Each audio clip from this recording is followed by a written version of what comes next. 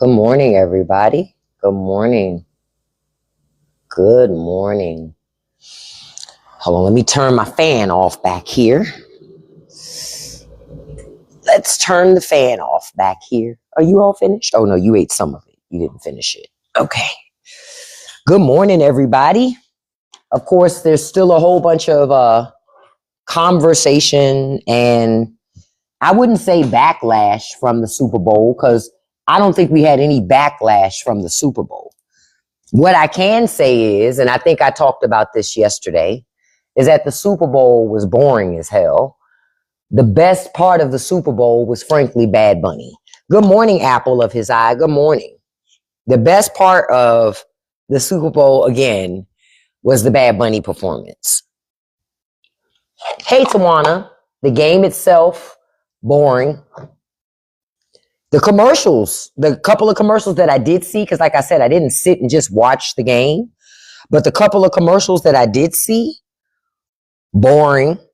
You know what I mean? Yeah, I was just like, because again, you can only see so many potato chip commercials, car commercials, all these things. Hey, Jan, you can only see so much of that stuff before you start to go, well, I've seen this before. Nothing about any of this is original. And then when you pile on top of it the current state of America, nah. Hey, Stephanie, good morning. So for me, the best portion, the best part of the Super Bowl, hands down, was Bad Bunny. It was the best thing that happened that night was the Bad Bunny performance. That was the best thing that happened that night. Hands down.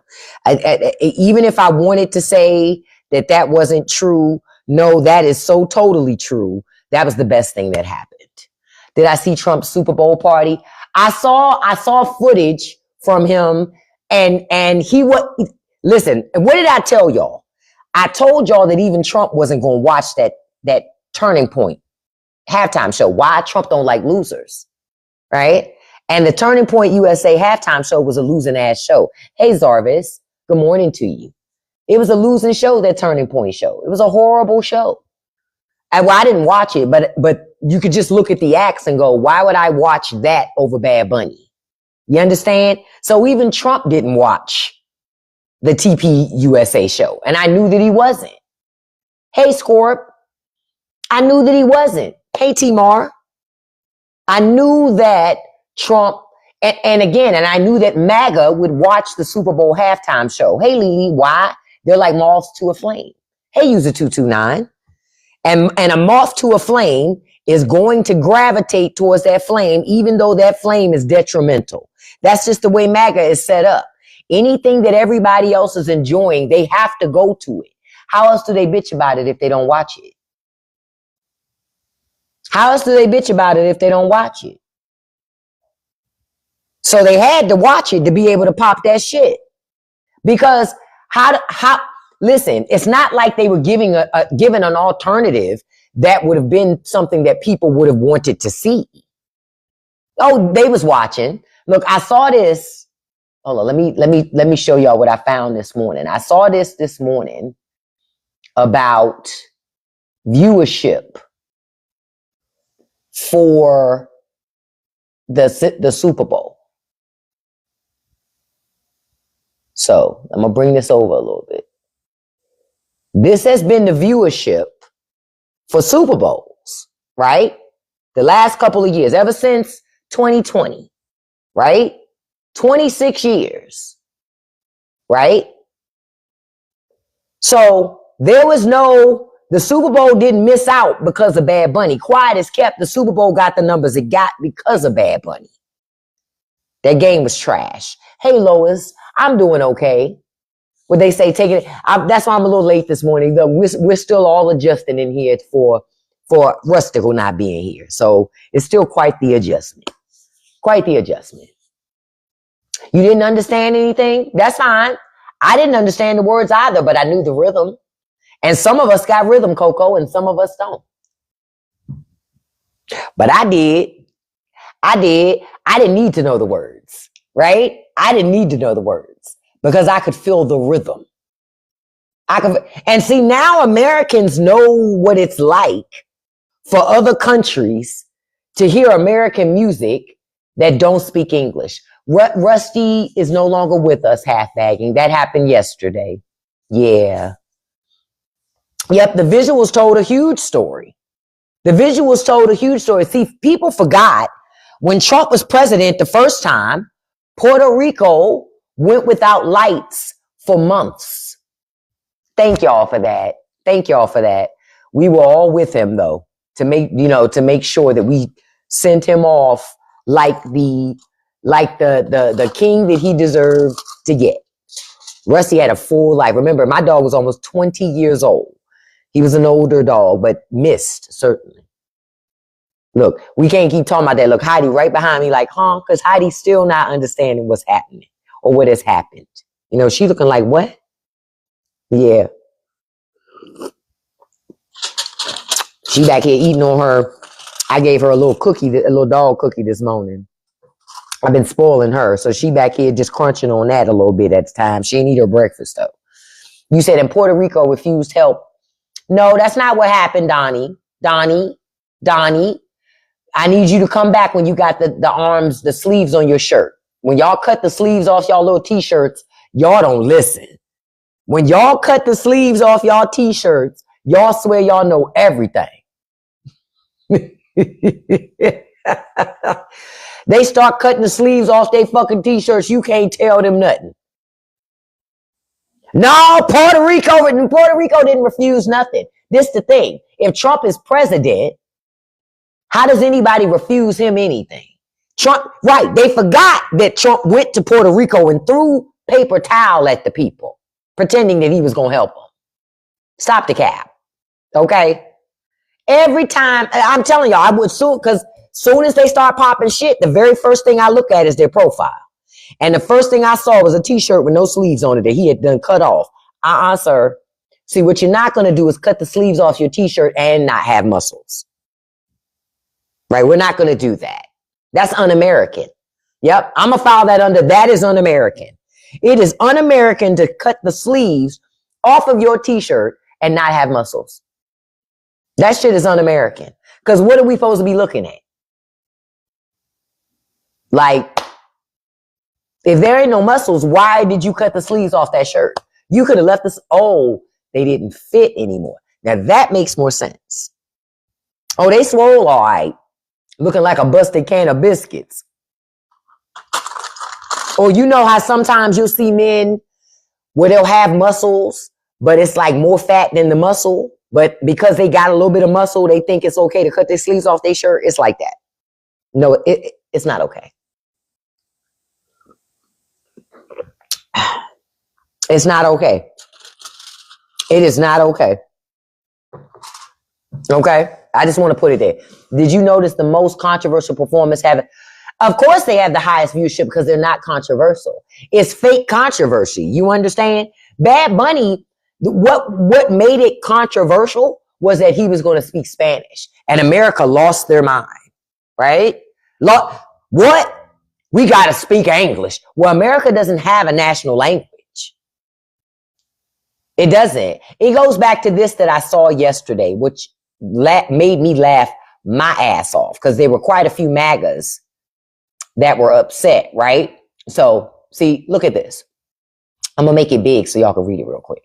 So this guy says, hey, a halftime show for Americans should be in our national language. We don't have a national language. He says, I know, crazy, wild thought. Somebody else comes in and says, America doesn't have a national language, but you know that. So then somebody else says, really? What's printed on the money? Spanish? Latin, dipshits. Latin. Your money does not say make America great again.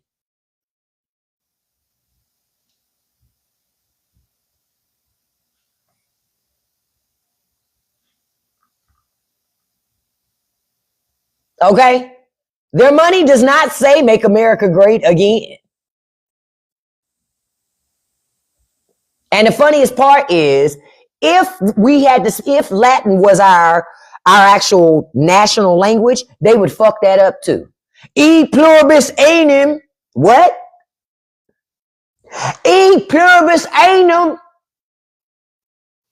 Where? So it doesn't really matter. Look, use a 448. It says in God we trust in English. Yeah, after it said it in Latin.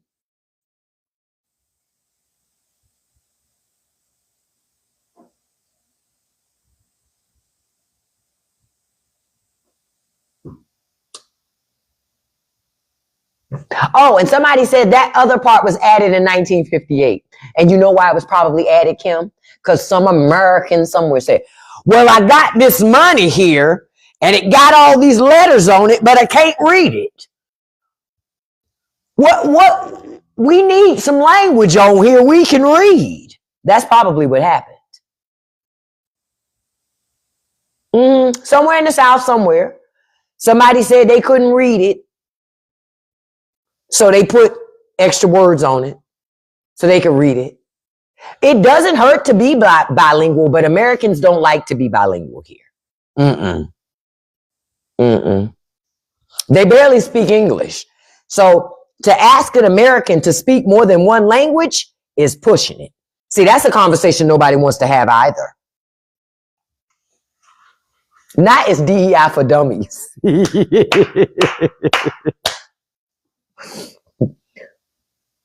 Like, did y'all notice how many people were saying wasn't no white people on the field? And you know what I thought? Oh, now we want DEI? Now we want inclusion. You want equality? You want diversity? I thought you didn't like those things.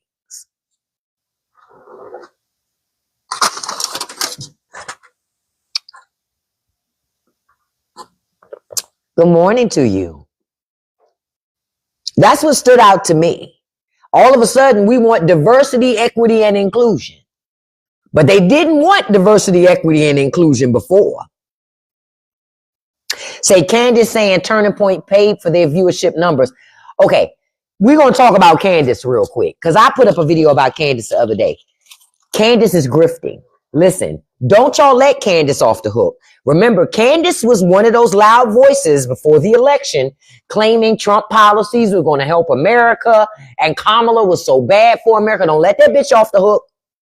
Don't let that bitch off the hook by redirecting her energy to Turning Point and Erica Kirk. Don't let her off the hook. Because she needs to own the shit that she said before. Candace ain't changed her mind. Candace is full of shit and grifting. Okay? Don't for 1 second believe Candace changed her mind. No, she didn't. She's grifting. She's grifting. Candace been a grifter since she came on the scene. Quiet as kept, she was grifting when she ran to the NAACP to sue her school district for discrimination. She been grifting since then. She been grifting since then when she popped up to sue her school district claiming it was racial discrimination. And she went, my live has been restricted for 10 minutes, y'all, because I'm speaking truth here. I'm going to say it again because it's the truth. Go look it up. Y'all know when I start speaking truth, they start, that Negro bitch is on TikTok. Y'all know how I go. Y'all know how I go. But Candace been grifting since she's popped up on the scene. She been grifting since she popped up. Been grifting since then. And she gonna stay grifting because that's what Candace does the best. Grift. That's what she does the best. She don't give a shit about Charlie Kirk. But she don't want to talk about Donald Trump and them fucking Epstein files. That's why she not talking about it. But best believe, if it was Joe Biden and the Epstein files, every fucking show Candace would have would be about them goddamn files. But now she quiet. Y'all keep falling for that shit if you want to. Yeah, she but again, if she not lying about Macron's wife, why she lay off of it? You know why? Because Candace gonna have to pay them people. She gonna have to pay them people. And that's the bottom line. She gonna have to pay. Because nobody's gonna come to the aid of her black ass to stop her from having to pay them Macrones. She gonna have to pay. She gonna have to pay. My grandmama always said, don't write checks with your mouth that your ass can't cash. And that's Candace. She kept talking about them people, saying any and everything, claiming that that man's wife was a man, knowing she had no proof of anything of the nature, but she was getting a lot of views from the shit. And so because she was getting a lot of views from it, she kept making content on it. It's like most content creators. Get a lot of views on something, even if it ain't true, they don't give a shit. They're going to keep making content on it. Because that shit put money in their pocket. And that was Candace. It puts money in her pocket. She make a lot of money on YouTube. She know what she doing. She knows exactly. Grifting. Right? She knows exactly what she doing. So she did it. And now she don't want to talk about it no more. Why? Because she knows she gonna have to pay them people money. And right now, to talk about Donald Trump means she got to talk about them Epstein files. She ain't trying to talk about that. Because she not trying to drag the Republican Party for protecting predators. Why? Because it would take them out of power. And what does that do for her? That messes with her fucking money. That messes with her money. She running game. Been running game. Yep, you right. Game recognized game. Because I look at it and go, well, if I was running game too, that'd be the game I would fucking run. Yeah, her fan base is Republican women, but her fan base is also stupid people. Because they never call Candace out on her shit. See, Candace loves to talk about people playing the race card. How come they don't call in and ask her why she played the race card and had the had the NAACP outside of her school when she said that they were discriminated against her. If she don't believe that there's any racism, why did her ass do that? But she not going to let you come on her show and ask her that. Because that would expose her grifting. So it's okay for her to play the race card when it's to her benefit. But nobody else can call out racism. See, that's that bullshit. I'm telling you, Candace is attempting to change the conversation. Everybody, even other countries are talking about the Epstein files now. They're saying anything we find out here that happened here, we're going to hold people accountable. We're not going to be like the United States and act like it never happened because they got money. We're not going to do that.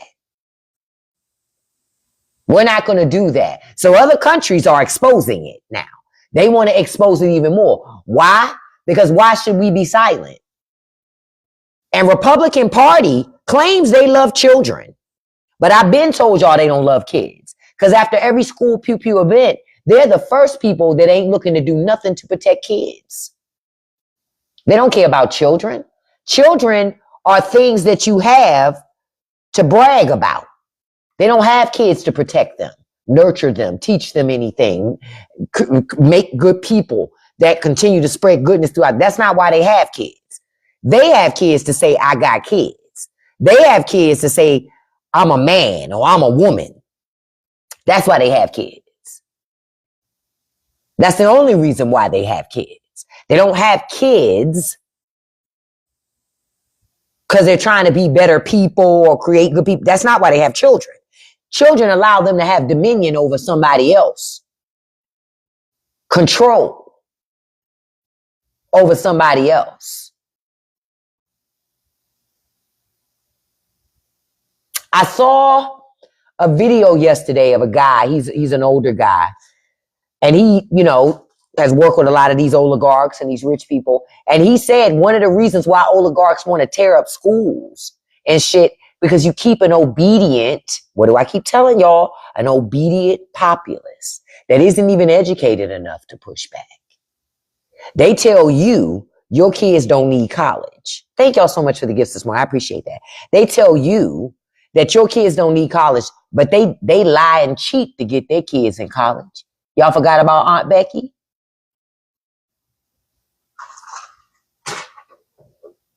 They lie and cheat to get their kids into colleges.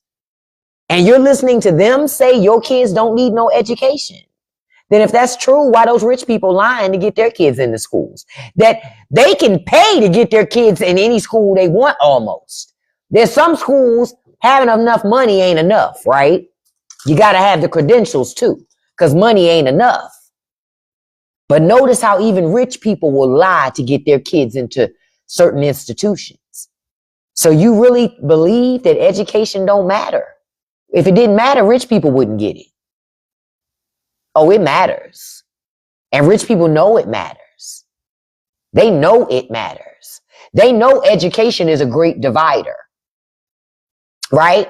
Education is a great divider because it's the difference between you knowing what a good contract looks like and what a predatory contract looks like. But when they want you to just keep getting predatory contracts and signing predatory loan agreements and shit, well, they want to fuck up schooling. So you just only sign predatory agreements and stay caught up in predatory lending practices. And then there's nobody to protect you. They're going to privatize your entire government. So you're going to pay taxes. Rich people won't pay taxes, but you'll pay enough taxes for yourself and for rich people. And then on top of that, you're going to have to pay for additional services that your tax dollars already pay for to rich people. Like I'm going to tell you, I saw something yesterday, right? Hold on, I'm going to show you what I saw. I saw this yesterday. Hold on, let me find it. Trying to see if I can find it. I don't even know if I saved it. I probably didn't save it. Okay, so I saw, no, here it is right here. So I saw this yesterday. Did y'all see this yesterday about Elon Musk? So Elon Musk announced he is building a city on the moon within 10 years. Elon Musk is full of shit, right? First of all, because if you know enough about space, right?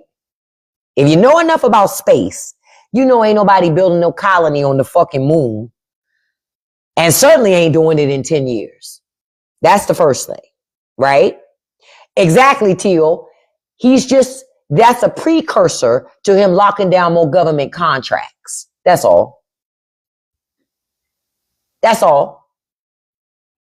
It's just grifting. Because see, this is what I want people to understand. I saw a lot of regular folk like me and you on the post that I got this from. Like, ooh, y'all, we gonna get to live on the moon. And you know what I thought? Yeah, you'll only be able to live there because you'll be servicing rich people. If you ain't got enough money to buy a house on Earth, what the fuck makes you think you got enough to buy housing on the fucking moon?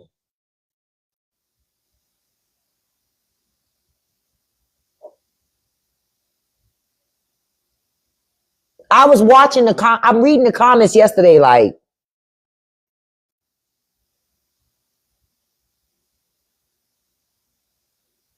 what? You're not going to the fucking moon? You've never even been to Colorado.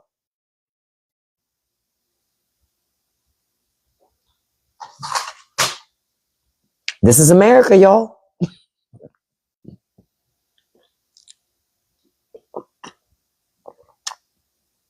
I watched it yesterday and I was like,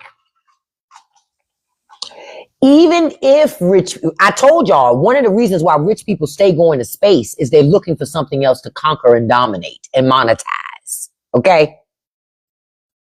I've been told y'all, rich people just looking for more shit to monetize. They running out of shit on Earth to monetize. I told y'all, I've been told you this. I told you they would monetize oxygen if it didn't mean that they would deprive themselves of it. They just haven't figured out how to do that. So what do they do now? Now people like Elon Musk are trying to go total recall. He trying to go total recall. We're going to go to the moon and we're going to build colonies.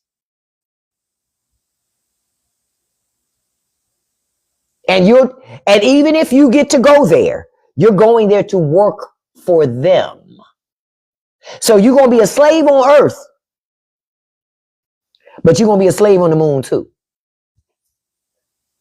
When do you ever get set free from the oppression of rich people? When? When?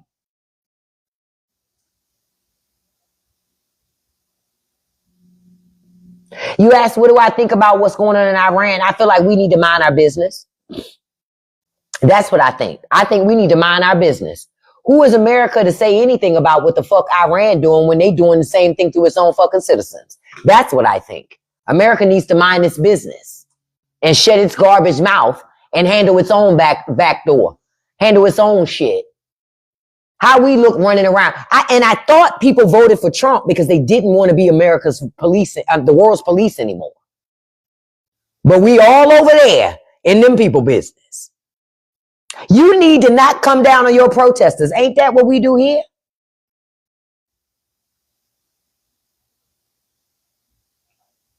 We need to mind our fucking business. Right. But you know why we always in somebody else's business, Shimonia? Because when we're in other people's business, we ain't got to deal with our own shit. Y'all remember that movie, Tu Wong Fu, Thanks for Everything, Julie Newmar? Y'all remember that movie? It was like Patrick Swayze, Wesley Snipes, and John Leguizamo, and they were the drag queens, and they was traveling cross country and shit. And y'all remember that scene when all three of them was in their room, and they was talking in that room, and Virgil was upstairs rearranging the furniture with Carol Ann. I mean, whatever the wife's, I don't remember what the wife's character's name was. He was upstairs arranging the furniture with his wife. And so Vita down there, and she is so upset. And they telling Vita she need to mind her business. You need to deal with what is happening right here, right now. Right? Remember they told her that. Now, I was glad that Vita bust in and handled Virgil and shit. Remember, they was like, oh, I'm so concerned about Vita. Wesley's like, Vita works out a lot. Like, she'll be fine. You ain't got to worry about Vita. Miss Vita Bohem will be okay. Miss Vita Bohem was in Roadhouse. She'll be fine. But that's America. We always in everybody business, but don't take care of our shit. Remember before the election, Donald Trump told everybody he cared about, remember the Midwest and all the stuff that was happening with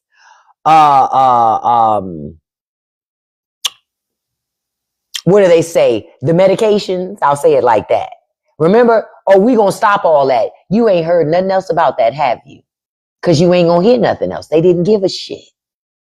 Trump doesn't care about nobody but Donald Trump. Trump is here to make money for Donald Trump. Trump trying to be the richest man in the world. Hands down. He's trying to be the richest man in the world. All that other shit, Trump ain't trying to hear that. Trump ain't trying to hear all that other stuff. All that other stuff is for y'all. He don't give a damn about that. He don't care about that. And that's real talk. Trump don't care. He's there to make money. Just like the other day when the media asked Trump, they said, did you know about that sheik? I mean, not the sheik, the guy donating all that money. Oh, I didn't know. He knew. He knew. He knew. He's lying. He's lying and he's stealing. Look, Martin, we thinking in the same way. I blocked too. I was like, ain't nobody trying to hear that. Oh, that Trump RX is a big old scam. I love it because when you go on there, they just showing you the prices from Good RX.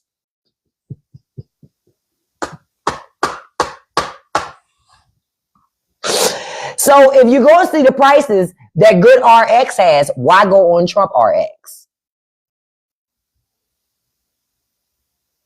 Okay.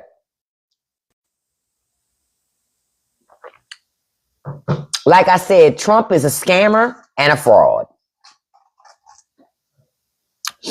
Scammer and a fraud. Hold on. I'm checking.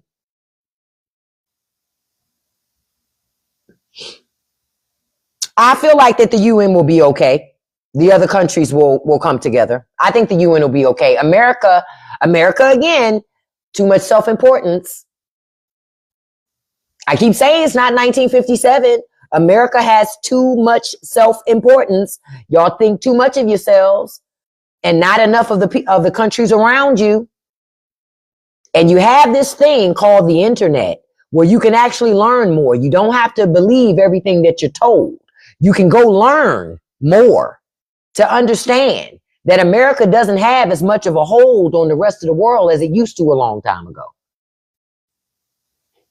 What you looking for, Heidi? You looking for something? Come here. Come here.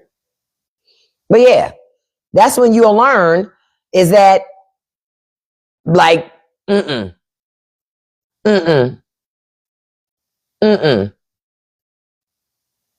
Like, did y'all see the report? Because I'm about to mention something about these Epstein files to y'all. Did y'all see the report about, did y'all see the email thing? Thank you, Nicole. I appreciate that. Did y'all see the email thing about the sheik?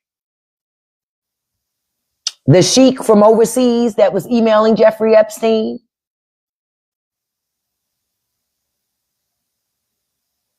About the video that he enjoyed?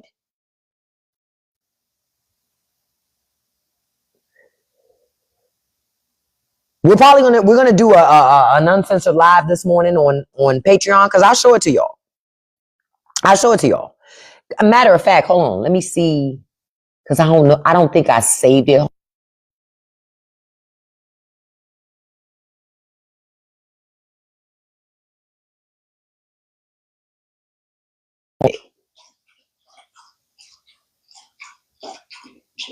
No, that's not.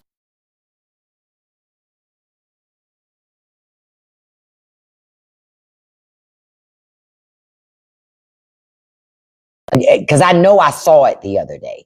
But we'll talk about some stuff. Listen, y'all remember that intern that released that video the other day on Trump's account? Y'all remember that, right? And Trump and the administration said, no, it was somebody else. This is the intern. This is the picture I was trying to bring up the other day. That's the intern. Yep. John Barron, the intern, was the one who posted that video.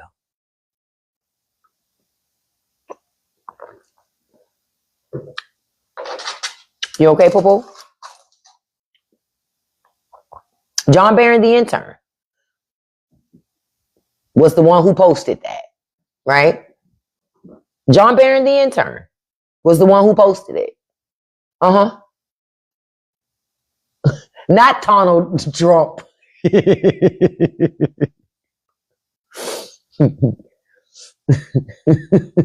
But that's who posted. Lois, I haven't seen that yet. But I keep hearing people talk about it, but I haven't seen it yet. Now, I will tell you, it's okay, Heidi. I'll tell you on Reddit, y'all know I love me some Reddit. There is a whole forum dedicated to the Epstein files where you can go on there and where people, they are digging. Okay? And this is the thing, y'all. What does it say when people like Lauren Boebert are upset after viewing those files? Because y'all see that the elected officials are starting to get access to the unredacted files.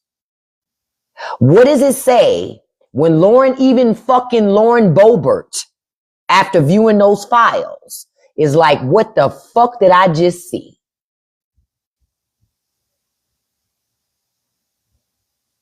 Hell, I even have video, and I'll show it today, of old Raphael Ted Cruz, because I want to remind people his first name is Raphael, not Ted.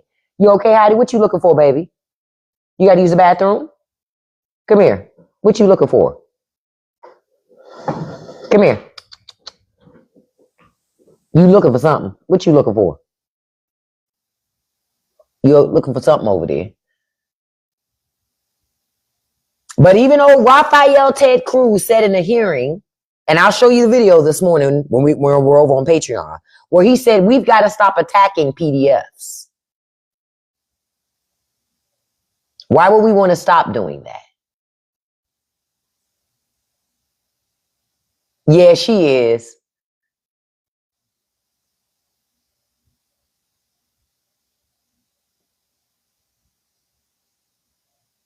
I'm telling you, it's a lot of people in those files. And that's why a whole bunch of them seem like to me wanted Donald Trump back in office, because the thought was that he would stop that shit from ever coming out. Yeah, she been looking for him. Right now, I'm just rubbing her. She's standing next to me, so I'm rubbing her.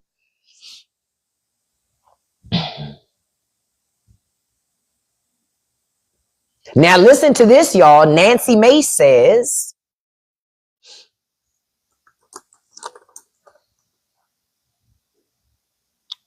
hold on, I'm just checking something. Look, and y'all know how raggedy Nancy Mace can be.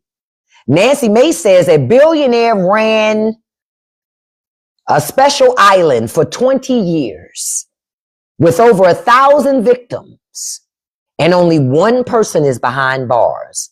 One. Then she says, many more to go. I believe it when I see it. Seems like to me they're going out of their way to protect Donald Trump. And not just Trump, the other rich benefactors.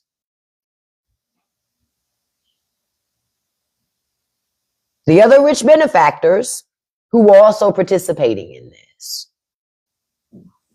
Like, did y'all see the report the other day where there was a letter that the Department of Justice, a press release that the Department of Justice had already had prepared the day before Epstein's death in prison?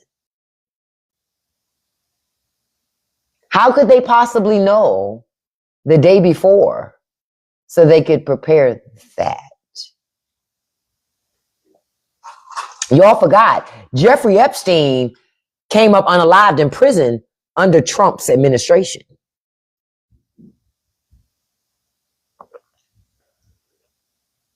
Y'all forgot about that, and dead people don't talk.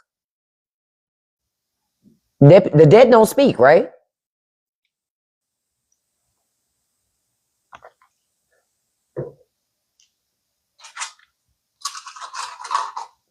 I don't think he is still alive. I don't think he is. Because there's no value in keeping him alive. Think about it. He has too much compromise on too many people. There's no value in that. None. I showed y'all the video last year, and I don't know why American media wasn't talking about it, but remember, I pulled it up from overseas papers. I think it was the Mirror, I forget where it was, where they had requested video, and they had video in that prison where Epstein was, showing an orange jumpsuit, by the sleeve of an orange jumpsuit by his cell in the wee hours of the morning. Remember, I told y'all that. I showed you the video. Then remember, I told you about how Epstein had a roommate. His roommate was removed from his cell the day before. Kind of coincidental, right? Oh, I've heard about that, Kelly, but I'm telling you, that's all the more reason that no, Jeffrey is no longer with us. He's not. They wanted to silence him. Real talk. They wanted to silence him. And then y'all hear about the deposition that Ghislaine Maxwell is doing, where she won't talk about nothing. She still won't tell nobody nothing. So why would the federal government move her from a maximum security prison to a low security prison? It's not like she telling nothing to help nobody. Or did she tell something to protect Trump?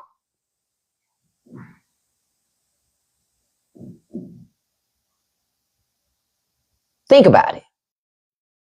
Think about it. This girl able to do whatever she want to now. They moved her to protect him, I'm sure. They claim because they were going to get more information from her. But remember, when Pam Bondi first came in, she said there was nothing else. They done looked at everything. There is no new evidence. There is nobody else to charge. Then fast forward to when Congress passed that law, wanting them damn files. What does Pam Bondi do? Oh, we found 1 million new files. Bitch, didn't you just say it wasn't no more stuff?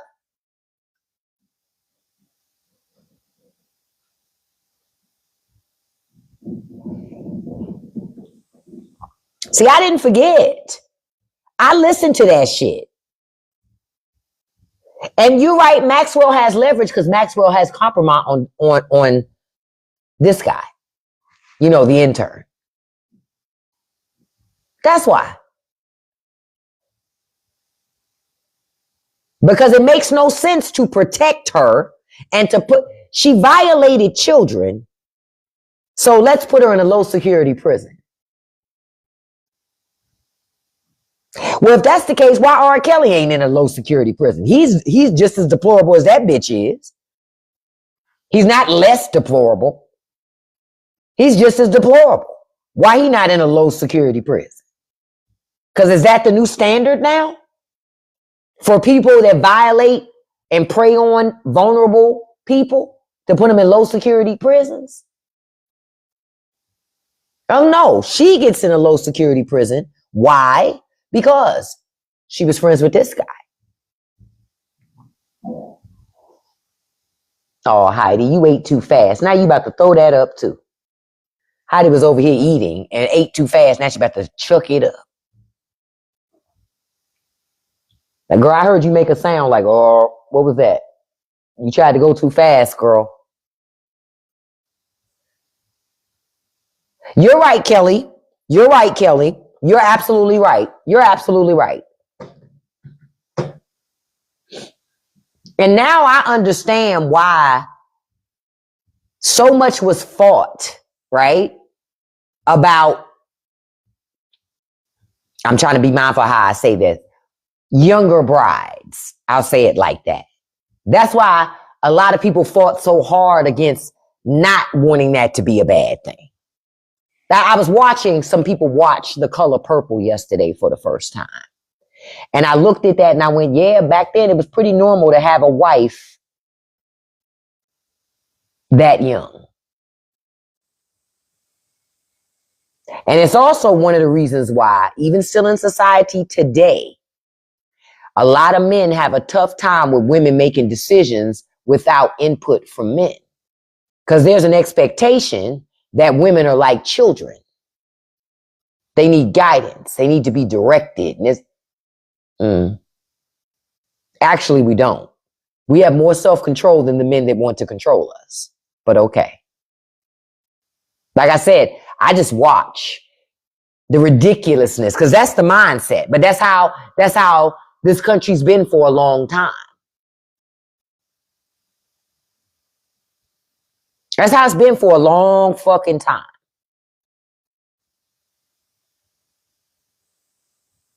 I told y'all, that's why on Sunday, I'm just opening my window, my blinds. That's why I told y'all on Sunday, I was thoroughly happy about Bad Bunny and everything that I saw because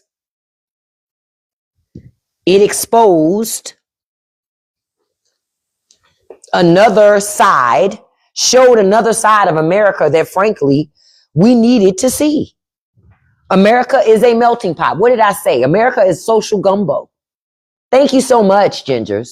America's social gumbo. We have all these people from all these different places with all these different experiences, and they come here and they share in what we call an American experience. And an American experience is not just English. It's not just country music. It's not just fried chicken or Texas brisket. You understand? America's a huge fucking country. And it is about damn time that we get to start seeing other portions of it. And not just the same standard, old standard. Now, I'm going to tell y'all, I was annoyed when I saw fucking Carrie Underwood. I was just like, they going to find a way to trot this bitch out at any means necessary. And no disrespect, but Carrie is boring. And her fucking music is boring. It's not that I don't like country music. Carrie Underwood is boring. She's boring. And that's just the truth. She's fucking boring. I love me some Meghan Trainor. That's who I was trying to think of yesterday, and I couldn't remember her name. I love Megan Trainor. No, it wasn't even in the beginning, I don't think. It was some type of commercial thingy where she was singing about, they have her singing the football thing. And it might have been in the beginning, but she was in this gown and she was singing something about the football thing. And I was just like, they gonna find a way to trot this bitch out any way they can. Carrie Underwood is boring. It was after halftime. Okay, yeah, that shit was boring. And Quiet as Kept, I like the old song better. I said what I said. I said what I said. With Hank, this is Hank and I'm back in town. We getting this thing started. But see, that's when it was about pushing it to just men. They're trying to get more women involved in football, but I don't even know how you do that and hang on to the misogyny at the same time. It's impossible to do. But okay. All right. Personally, this is my thing. In football, I don't need all that music. To be honest with you, can I be honest? All that music shit, I be over it. I be like, yo, can y'all just play fucking football? This is bad enough. Y'all got so many damn commercials. But now you got music interludes and shit. Who needs all of that to watch football? Who needs all of that?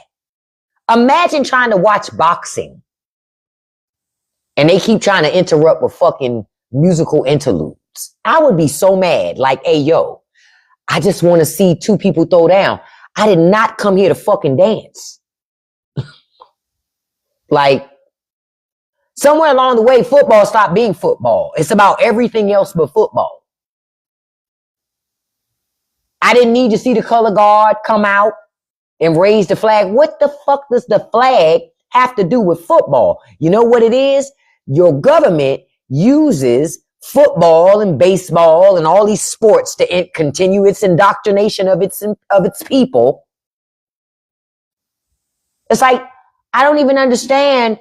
Yeah, it's a recruitment tactic. Because what the fuck does that have to do with football? Nothing. No, that's not entertaining. I'm not entertained by the raising of a flag. I'm 51 fucking years old. You know how many times I done seen the flag raised? It's not like they're gonna do anything new raising the fucking flag. It's not like, stop the cap. I'm not in the military, right? So all this, we can't move when you raising the flag. Who can't move? I didn't take no oaths. The fuck you mean? I took no oaths. I gotta use the bathroom. I'm not about to just be standing here and shit. Like, what? It's designed to indoctrinate you. Because ask yourself, what does that have to do with you watching football? Nothing. Quiet as kept. I don't even care about NFL cheerleaders. I'd rather be entertained by NFL cheerleaders than another flag raising ceremony. Because why wouldn't they put up the flag before everybody got here? Why are we waiting until the stadium's full and everybody in their seats? Oh, now let's put the flag up.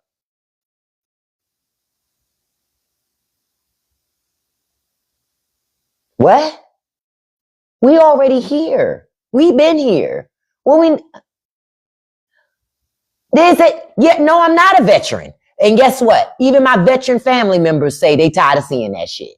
Now what? Grow up. You ain't in the service no more. Right?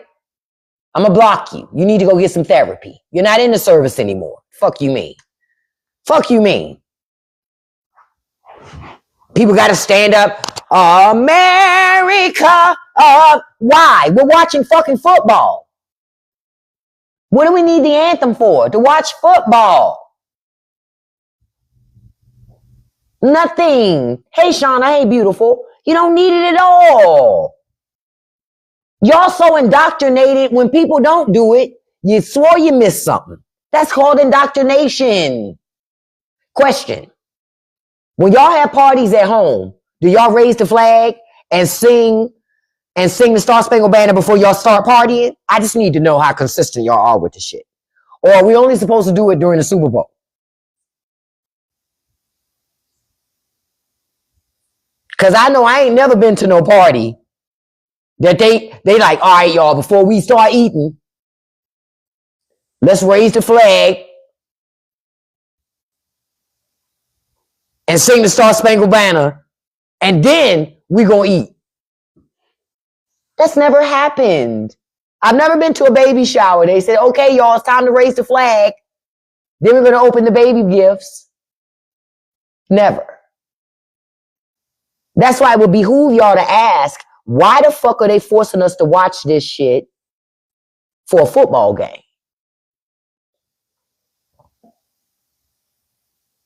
I did love the Black Anthem singing. I ain't gonna lie, but I ain't need it either. I'm gonna say it. Yep, I'm gonna say the quiet part out loud. Nobody wants to say. I didn't need that either. All of that shit in the beginning added another 30 to 45 minutes on that we didn't need. And it made us wait another 30 to 45 minutes for Bad Bunny. I'm just being honest. I was more annoyed. I was like, yo, the longer they wait to start this fucking game, the longer it's going to take for us to get to Bad Bunny. I didn't care. I didn't care. I said that the Super Bowl was a Bad Bunny concert with a side of football because the football was trash. Listen, Coco Jones sounded wonderful singing the Black Anthem. She did. But I didn't want to hear that there. That could have been in the pre-show because I don't even watch the pre-show. You understand? That should have been a part of the pre-show. Because then I wouldn't have watched that part. Catch me. Catch me on that. I didn't need none of that. That good 30 to 45 minutes in the beginning, they could have cut all of that off. We didn't need it. We didn't need it. Yep, I didn't need it. I didn't need to see the teams run out there and, ooh, fuck all of that shit. I want you to start the damn show when they're ready to flip a coin to figure out who gets the ball first. Let's get this thing rolling. Come on, let's get it done. Let's get it done.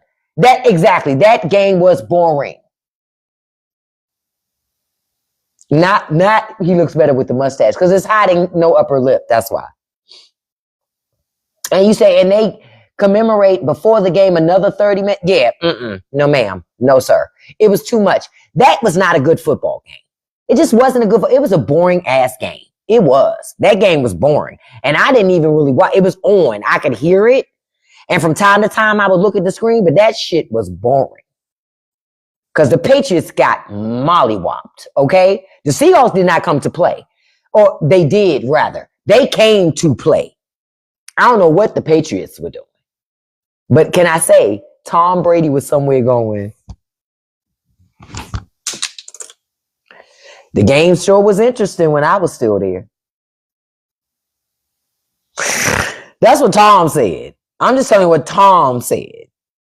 And another thing, can I say this about Tom Brady real quick? Tom needs to stop losing weight. He's starting to look like the son of Chucky and his wife. What's that son name? Y'all know who I'm talking about. He's starting to look like that.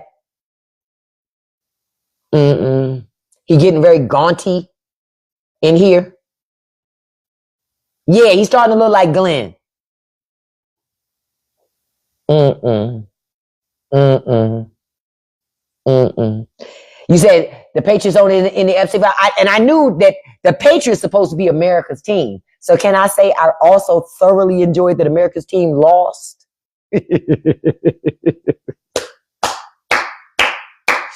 I was at home like, fight back, Patriots. Damn. This shit's embarrassing. Y'all not even trying. But they were. They just couldn't make something out of nothing. They couldn't. They tried, but they never could. Oh, you said that young girlfriend got Tom looking like that? He need to get a bitch his age then. No disrespect. Because Tom looking real gaunty looking. You know what he reminded me of? Y'all ever seen that movie? Look, y'all about to laugh. Y'all ever seen that movie Thinner? Based on that Stephen King book? You ever seen that movie Thinner? Honey, Tom out here looking like them gypsies done got on that ass, honey.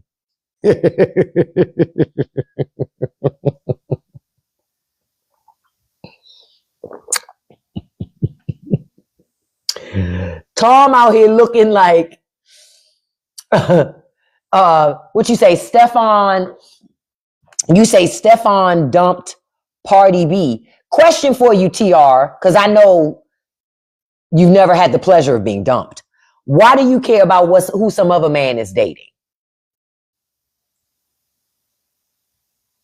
I'm trying to understand all these men that be pocket watching what another man is doing.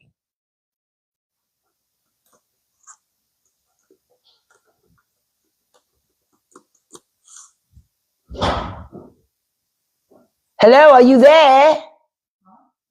I'm on my live. Hello, are you there? Oh, wow. We got real quiet when I asked that question. I wonder why.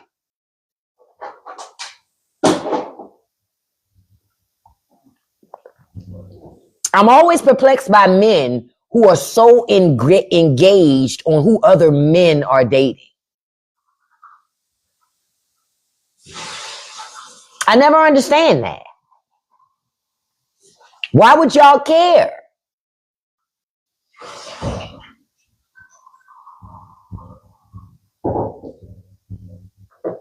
Y'all be telling on yourselves. I don't tell on you. Y'all tell on yourselves. I see y'all all over the internet.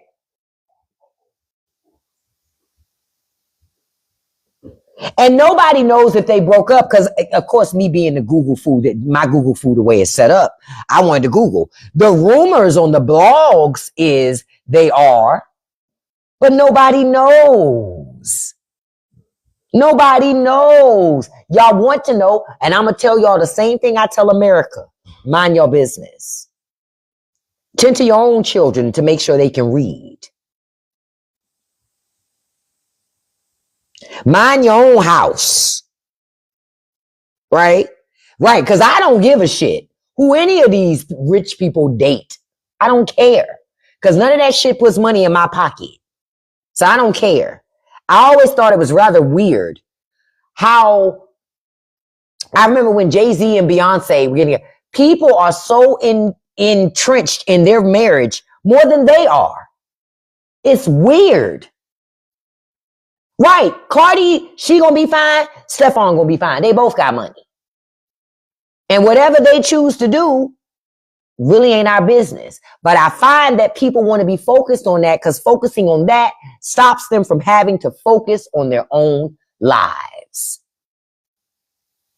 And they don't want to focus on their life. They want to focus on the life of celebrities who are just like us, put their pants on just like we do, one leg at a fucking time. Y'all got to learn to get over that shit. Because that's a distraction. While y'all sitting around worried about rich people, I keep saying rich people ain't worried about you. They're not sitting there going, did you hear about what happened down there at the car wash? Earl got caught again over at Miss Sheila's house. They not doing that. They're not doing that. They don't care. They don't care. You said you was just tying it into the NFL. No. But see, it's not even tied into the NFL. You understand? To me, players' personal lives don't have shit to do with the NFL. Because the NFL is really about the owners. It's not about the players. The NFL has proven that. They don't give a shit about them players. Y'all forgot about CTE and all that shit? They don't give a fuck about them players. Those players are just, honestly, to me, like when I watch the NFL combine, to me, that's like slave trading. How fast can he run? How far can he jump? How much weight can he pull? It's kind of like that. It's kind of like that. It's a slave combine. Yeah, it's an auction block, technically. I don't even look at the combine because I'm like, I don't understand how people watch that shit and it don't give them feelings of slavery. Hold on, y'all. Let me check something. Hold on.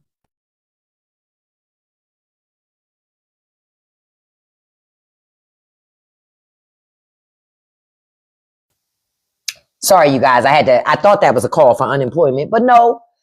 Another one of them scamming ass telemarketers. I know as soon as I hear doink, as soon as I answer the phone, I already know what that is. So click up, hang up, block. I ain't trying to hear that shit. Would you like us to come and inspect your roof? No, bitch, I don't. Okay? Get off my phone. Them scammers is out, honey. They stay calling your phone. I told the guy the other day that called me, I even forget what the business was about. I said, sir, I don't have a job. Well, because you have more time. I said, didn't you hear what the fuck I just said?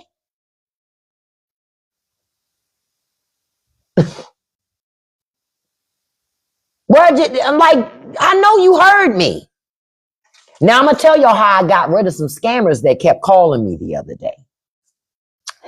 This was last week. My daughter heard me too. I lost my shit. I ain't gonna lie to y'all. I lost my shit. So I got a call from a scammer with some tax bullshit. So as soon as I heard it, I said, I told y'all to take me off y'all list, but y'all keep fucking calling. So the lady hangs up on me. I said, oh no, bitch. Oh no. I'm gonna make sure you motherfuckers never call me again. So for the next 20 minutes, I just kept calling their ass. I would call back. Yes, I would call as soon as they pick up the phone, they already saying their script. So I would say, no, I don't need all that shit. I'm calling back again because y'all keep fucking calling me. And I keep asking y'all not to fucking call me. So since y'all won't fucking listen, now I'm calling y'all. They would hang up. I would call back again. And I would say, hey, how you doing? Because I know y'all all in the same fucking room together. So y'all can tell each other that I'm going to keep calling y'all punk ass until y'all going to block me. I guarantee. They hang up. I called them mother suckers back for at least 20 minutes fucking straight. They ain't called me since. Yep, they blocked me. Good. They blocked me. I couldn't take it no more. Y'all not going to keep calling me. So since you don't want to take me off of your list, I guarantee you going to put me on your list to block. Bet you won't call no more. They ain't called since. I had enough of it. I'm like, well, since y'all won't follow the law and take me off your fucking list, then I'm going to put myself on another list in your company. The do not call this bitch list. That's the list I'm on now. Don't call this bitch. Because if you call me after I done told you to take me off your fucking list, you're going to wish you never called me. I guarantee you're going to wish you never called me.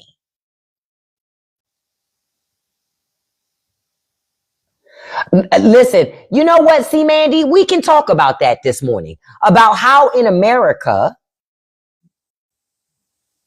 like, for example, I haven't had a job since last February. That's technically when I lost my job. Really, my last day was in July. It was like July 2nd of last year, something like that. So I'm coming up on a year. I ain't got no job. I still don't have any fucking unemployment. That's a whole other problem. Because when I get off lives this morning, I'm going to call the unemployment office fucking back again. I called them yesterday. Never got through to talk to nobody. So I'm going to call their ass again today. And then I'm going to do a video. And I'm going to tag the governor. Yep. I'm going to tag the governor's office. So maybe the governor's office will then contact fucking unemployment to make their punk ass do their fucking jobs. That's the bottom line. What do I want to do? What do you mean? Well, I used to work in tech. To be honest with you, I just want to make enough money to take care of my family. I don't have an interest in being rich. That's it. That's it. Because my job don't define me. So for me, whatever I can do out of my own home, because I got to make sure my baby get back and forth to work because she can't afford a car. So I got to be able to work out of my own house. That's a big thing for me. I got to work out of my own house, and the schedule got to be flexible for that. I've been applying for project management jobs, just haven't been getting anything. I think most of these companies who claim to be hiring, they not really hiring at all. They just want to they want to keep a rotation of people out there in case if they lose somebody, but they ain't pressed to hire nobody. They're not. And it's because I can't code. I'm going to be honest. I can't code. I have a project management background, a scrum master background, product owner background, and plus I have a privacy background. Go to the Kelly temp service. Okay, I'll check out. I did Kelly temp service way back in the day. I'll check them out again. Okay, I got this up. So I'll check into that today. Cause I'm trying. That's why y'all see me out here designing products on lives. I got my podcast. I be doing other things. You say Atkins. Hold on. I'm looking this up too. Cause these are all the things I'll check in today. Atkins. I be applying for jobs every day. And most of the time I get thank you, but blah, blah, blah, blah, blah, blah, blah. Which, listen, I'm 51 years old. I ain't never seen the job market like this before. This is a different job market. This is a different job market now. And it's not AI. And it's not AI why the market is so different. The market is different because companies are looking to invest the least amount of money into talent right now. And have the maximum reward. See, back in the day, you could get your money and you could get your benefits. It was literally like being a free agent in like the NFL or the NBA. Not now. Not now. But back then it was. Not now. Not now. These fucking companies are fucking cheap. They don't want to hardly spend no money.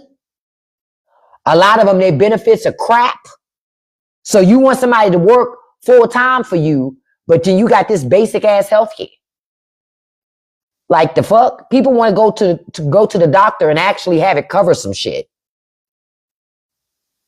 But they don't really want to make no investments. Yep, and I'm older. I'm over 50 now. So it's a much different environment than it was 10 years ago. 10 years ago for me, it probably wouldn't have been as hard. But now, it's harder. It's harder. It's a lot harder. A lot harder than it was. A lot harder. Yep. It's bad. And I'm telling you, these companies, they're being very strategic when they even do bring on people because they're trying to keep their investments low and their profits high. And the first way that you can keep your profits high is to keep your workforce low. Oh yeah, and young people are having a hard time. Young people are having a hard time because most of the young people are in low wage jobs and trapped in those low wage jobs. And that's a fact. They're mostly trapped in those low wage jobs. And for me, I said to myself, I was just talking to myself yesterday.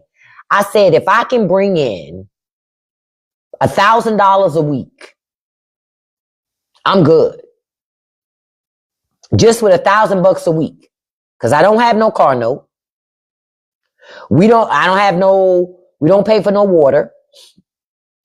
We don't pay no gas bill because we don't have gas here. All we have is electric.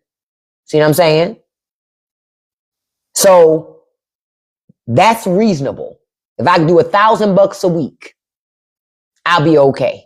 So every week is hustle, hustle, hustle hard. I mean, that's what it is every week. Heidi's doing good. Heidi's over here laying down, chilling next to the fireplace. Russ is no more, unfortunately. He passed on yesterday. But that's how I think about it. If I can hustle up $700 a week, I'm good. I'm good. Me and my husband and I, we were talking yesterday, and we were saying that because my husband got pushed into early retirement. So he doesn't even get his full retirement because he got pushed into it, right? So he gets that, but the health insurance is tearing up the retirement. And my husband's older than me. So he having a tough time getting a job himself. Why? He's closer to 60 than he is to 50. Who the hell trying to hire a man closer to 60 than to 50? They want them young bucks. They want them fucking young bucks. Now you say I told the company no one works for $19.20 with a master's degree. Yeah, they lost their fucking mind. See, that's the thing. America set it up where they told people, oh, you got to get a master's degree to get a job. But then fast forward to now, people are not going to be willing to work no fucking job for $20 an hour with a damn master's degree and all that fucking student loan debt on their ass. They're not going to be looking for that. That don't even make sense. That math doesn't math. But that's how America wants it to be. Now, I ain't going to lie. I saw something yesterday online where a guy said something about is some type of construction monitor supervisor, but he said the class is like $700. You take that class, they say that's great money. I just gotta look in that. Look, I ain't got $700 to get no class, so either. Yeah, but something like a yes, I think it's like a construction management certification or something like that.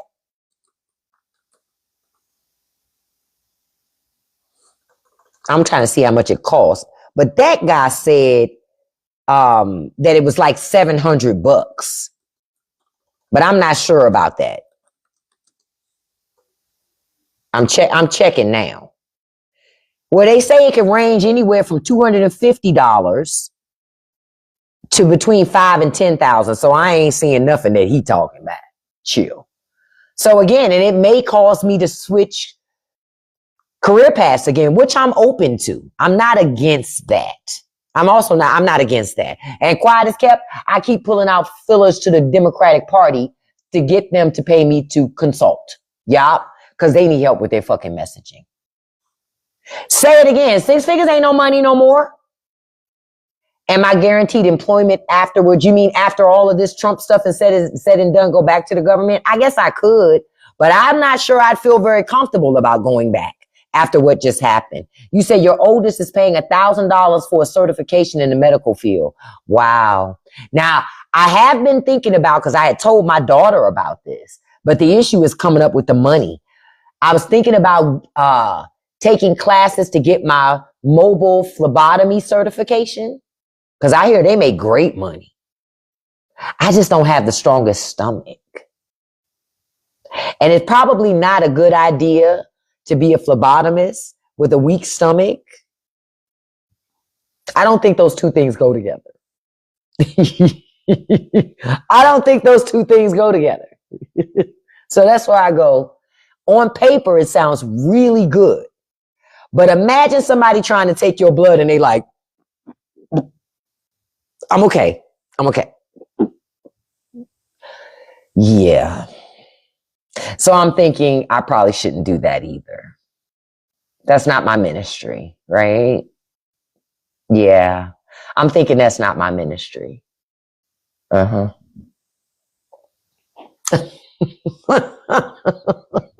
I just know me. I know how my stomach's set up. I know how my stomach is set up, and I'm being mindful of that going. That probably isn't a good move either. Oh, Harvard's offering free coding courses? Okay. I see something. Okay, I'll take a look. And yeah, they're teaching Python. I needed to learn Python anyway. But there's also a website I found out about. I just got to find it again. I know I saved it, and I'll tell you guys about it, that also teaches Python coding for free. I had ChatGPT started teaching me Python, but then, can I be honest? I got bored. But my ass need money, so I need to get on board like really fast. You say free code camp? Okay, free code camp. Okay.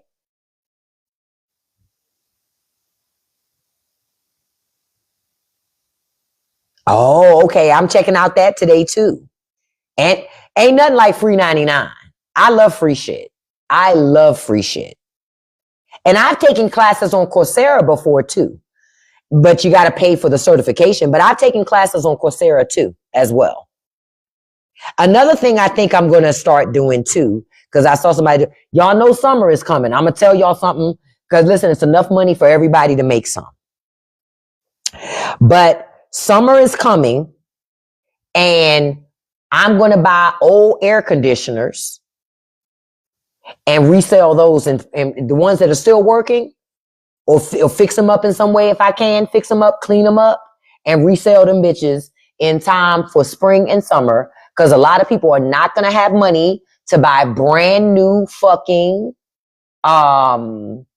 air conditioning units, but they're still going to need them. It's going to be hot as fuck. So that'll be a way to make money as well. I'm getting my hustle man on. You said Solo Learn. Okay, I'm checking out Solo Learn too.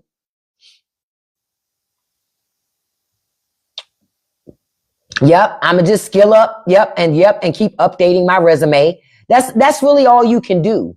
And for all I know, I kind of know how to trade, Debbie. I just don't have any desire to trade because I don't have no money. I don't have no money to trade, Debbie. You say Walmart needs me. Walmart will not take me. I'm overqualified. Walmart not taking me because they know a bitch like me gonna quit as soon as I find something that's better. So they not taking me. I don't even waste my time trying at Walmart because I already know they're not gonna take me. Because a person like me, you see me, and even if you let me have an interview, right? Even if you let me have an interview, they're always gonna ask this question: why are you here? So when you hear that question, you already know you ain't get that job. You already know you're not getting that job, right? When they ask you, why are you here?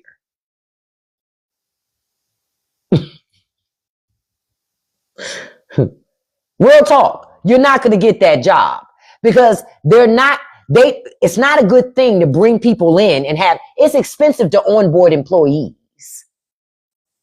I would rather live off of EBT, but I don't qualify like your mom does. Y'all saw how I did that? Oh, he and his feeling so bad because I said that and then blocked him.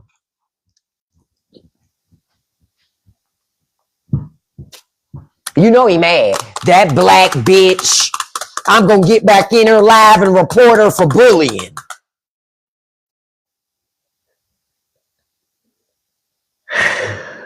I already know that's what he thinking. He trying to sign into that other account right now. Fucking black bitch.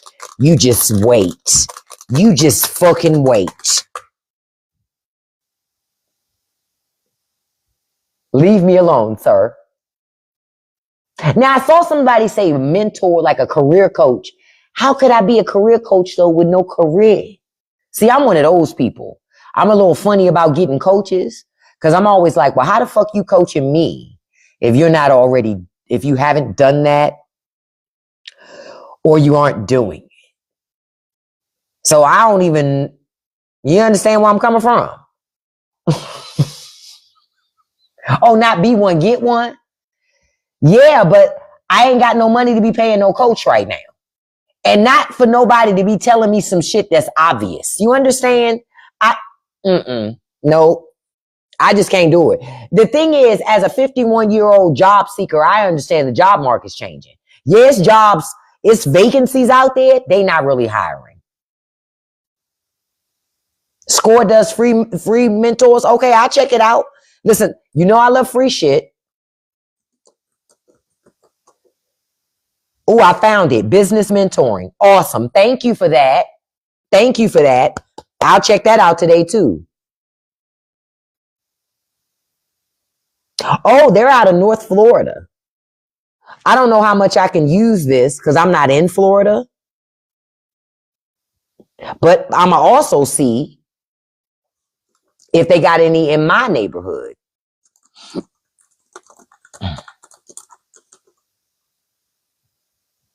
Let me see. Oh, and SCORE has a chapter here in my area as well. But SCORE has a chapter here in my state as well. Because I just looked it up. And they also have a chapter here. So even though, yep, they're out of, they have some in Florida, they also have a chapter here. I never would have known about it, Books, if you didn't mention it. Thank you for that. Thank you for that. And I can go through the Maryland Small Business Center. Awesome. Because again, what have I been saying? Some of this is going to require us to do things that we've never done before. And that's where I am. I'm going to have to do a lot of things I've never done before. And I'm open to that. I'm open. Yeah, I'm in Maryland, Miss Sean. I'm in Maryland. So, I'm a call back unemployment again today. And the only reason why I have not gotten unemployment yet is because during COVID, someone tried to file for unemployment as me out of New York. Fraudulent, of course. They didn't get any money out of unemployment, but because they tried to file for unemployment as me, when I try to go and set up a account, I can't because I'm being flagged as fraud. So I contacted unemployment and they gave me a form. I completed it last month and sent it in with my, copy of my ID, all these things. They say, oh, the lady told me over the phone, oh, that's going to be simple because we never paid no money out. So all we got to do is go in and delete this record and then you can file your unemployment and you can go backwards. We'll retro pay you. I am still waiting. They told me it would take 21 business days max to take a fucking record out of system. 21 days. I worked during the pandemic. I didn't apply for any unemployment. I didn't need it. The fact that I'm still waiting is crazy work. That's crazy work. It's purely a technicality why I still don't have unemployment. Same thing happened to my husband. My husband tried to file. Found out somebody tried to file as him during the pandemic. Because again, you won't know this until you go to make a claim. It's not like anybody tells you. You say you looking into fabrication. Ooh, what's that? Let me look that up. What is fabrication? Fabrication is the industrial process of creating products, components, or structures from raw materials, often involving cutting, bending, forming, and welding metal. It's interesting that you mentioned this because I know, matter of fact, I need to reach out to this guy. I know a guy that owns a welding school.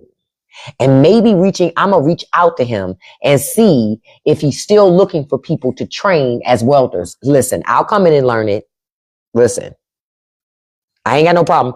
Oh, welding with a hot flash. Listen, I might come up with a new invention to keep women cool. Needless to say, I'll still do it. I could caregive older folks, but I told you I got a weak stomach. You see my face?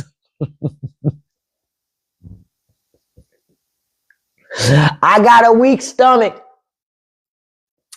And if mama or papa, something start to happen, they gonna fire me. Cause I'm gonna be in there cleaning up, but I'm gonna be throwing up at the same fucking time. It's just gonna be like a dog chasing it. Bruh, bruh, bruh. I do not have a strong stomach. Look, I'm having a hot flash right now too, Lane. It ain't that bad, but I'm having one right now myself.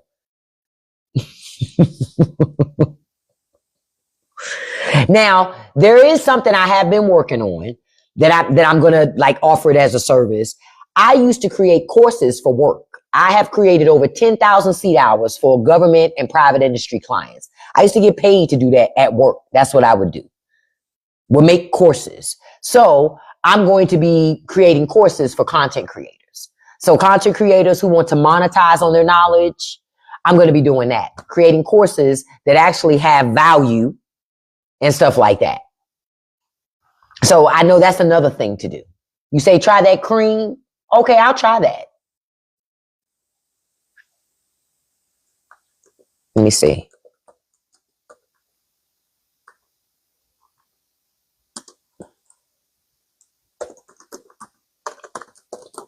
I'm just looking it up so I have it on my system already.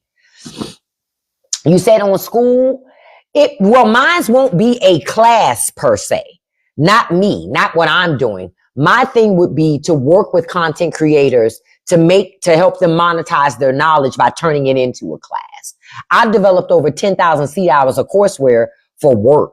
So I know how to build classes of value with pre-tests and post-tests and assessments and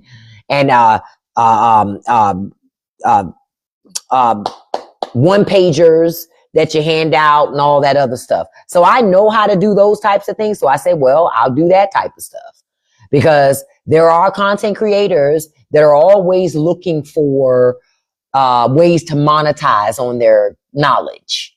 So you said you've been looking for self-guided.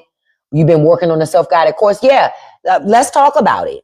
Yeah, but that's something else because I know how to do that. I used to do like SCORM courses, AICC courses, then a lot of the portable courses and stuff like that. I've done a lot of that stuff. Listen, let me tell you something. I did a course on the UCMJ where it was me and it was like a group of us, a handful of us worked on this course where we took the UCMJ from just the UCMJ paper and made it into an online course. But I've done courses for FEMA. I've done courses for the Department of Army, Department of Navy. I've done courses for CBP way back in the day. Yep. And ICE a long time ago. Courses like that. So I'm going to try to, well, ain't no try. I'm going to do that because that I know how to do. Like I see other people do that stuff, but most of those people who are creating courses for folks, they don't have a background in instructional design. I do actually. I actually have a background in instructional design and business analysis because those were things I got paid to do at work. So I figured, well, use it to my advantage and monetize and make money off of that. And that is stuff that I tend to not really do away from work before. So I'm going to do that too. Peppermint oil atomizer is good for hot flashes. Oh, spray on wrist and behind the knee. Good to know, Gwendolyn. Okay, I'll try that. Because I tell you, them hot flashes be a beast, But all of this foray into unemployment, like I said, is new for me. It wasn't the first time that I've had to be in a situation. I remember I worked for an internet startup company, and they were great at first until they ran out of money. And then we had to just pivot. And I remember I just had to be out there and I found a job working at a temp agency that it wasn't a very good job, but it was enough to get some money, And then I eventually ended up finding a job that I liked. And I stayed at that company for almost 20 years. And I learned a lot of great things from that company when I worked there. So now I'm just trying to parlay all the things I've learned into monetizing it into another way. That's what you do. Hey, Gwendolyn, good morning to you. So that's what you do. Or that's what I'm trying to do. That's what I am doing. And that's all you can do. All you can do is do the best with what you have. You do the best with what you have and you're going to be okay. That's all you can do. That's all you can do. I told y'all before the election, even after the election happened and I knew that Trump was coming back, there were certain things that I was preparing last year in preparation for this year because I didn't know I was going to lose my job, but I knew it was going to be funny and I knew the economy was going to be funny.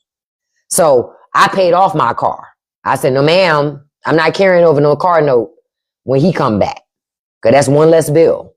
So paid off that car note. Paid off most of my credit cards. I still have 2 that I'm trying to work with them on because I'm like, I ain't got it every month like I used to have it because I got paid. Mortgage has to be paid before we do anything else because you got to have a place to stay. You understand? You got to have a roof over your head. And then everything else you can work out from that point forward, to be honest. Oh, and just so y'all know, remember I told y'all there was a house in my community that was for sale. And I thought the people moved back in it. No, they sold that house. Somebody bought it. They bought that house for almost $1 million. And you know what I thought? What the fuck do they do for a living? That's what I thought. Because I told y'all before, when we bought this house 10 years ago in this same neighborhood, we only paid $325. $325. But over time, people kept buying, people would sell their homes in our neighborhood and people would fight over buying those homes. Because my neighborhood is a pretty nice neighborhood. We don't have an HOA. Man, our taxes have gone through the fucking roof. When we moved in here, mortgage was $1,200. Mortgage is now $2,800. So when I saw that, when I looked online to see, because you know, you get to see, that's public information. I was so fucking mad at the price that I saw they bought that for. Because it's like, it's gonna fuck us all again.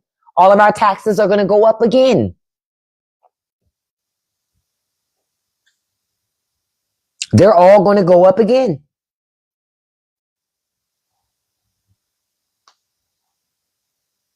You said your brother just bought a 100K house for $450. Oh, hell no.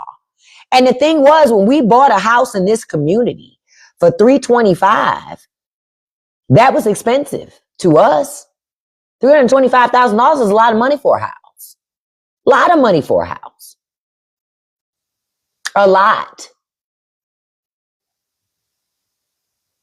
You see Bella sleeping? Oh, she knocked out because she's sleeping by that heat. So Bella's just chilling.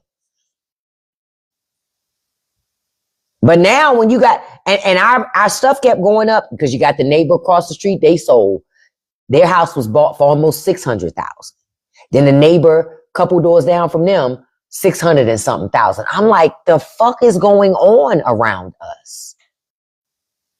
We're essentially getting priced out of our own fucking neighborhood by investors. That's insane to me. You say you bought for $355, now selling for $538, and taxes keep going up. Wow. Oh yeah, they gonna say it's AI generated anytime you say anything about Trump and the Republican Party. They're gonna say it's AI generated every fucking time. Because they don't like you to at any point to put it out here for what it is. Look, I'll put this one up here. That way eventually the AI thing will go away.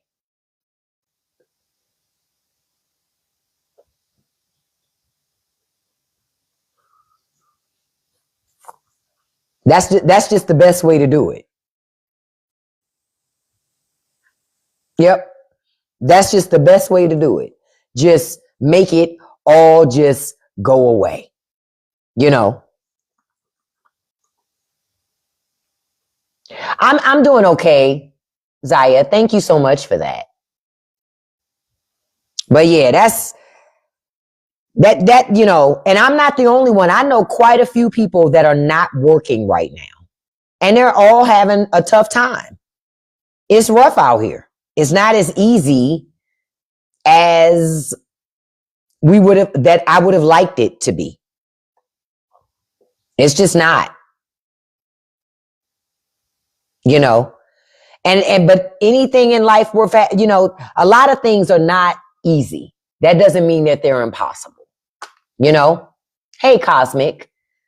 You say apartments are $1,700. Oh, I know apartments are crazy. And just the thought of paying that much. Honestly, I've been talking to family members like, listen, we can keep trying to do this the hard way or we can do it the easy way. We already have a home that has multiple rooms. Pool all of our resources together. It's still cheaper to live together than it is to live separate. In this economy, it's cheaper to live with people and you all split the costs. That is still cheaper than struggling to try to do it all by yourself. It doesn't make sense. It don't make sense. Because now, in order to keep your neighborhoods just be family neighborhoods, families have to live in those homes. Period. Families have to. There's no way around it. As much as I would like to pretend that, you know, we don't all need to be in the same space. Yes, we do, to save money now. Shit, it's rough out here now. You said your oldest has her 2 oldest children living with. That's smart, because they can all pool resources. They can all pool resources. That is the best way to do it. That's how most of us grew up. Most of us grew up with multiple family members inside of homes. And you're right, Days. Somewhere along the way, America got away from that, because America wanted to be able to say, this is my house. Don't nobody else live here, just us. 2 people living in a 6-bedroom house. That's crazy work and unnecessary and wasteful. When you can have multiple family members living in that house.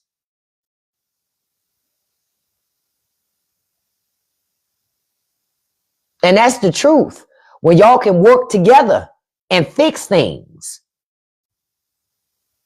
take care of things, build up land, and do shit and own something. I said years ago that one of the things that Americans needed to pride themselves on doing more of was buying acres and acres of land and sharing that as a family property. Because it makes more sense to do that shit than to be like, oh, well, we got our own 10 acres and you bought 30 acres. Why don't we put all our money in and buy 100 acres together and all live on that 100 acres?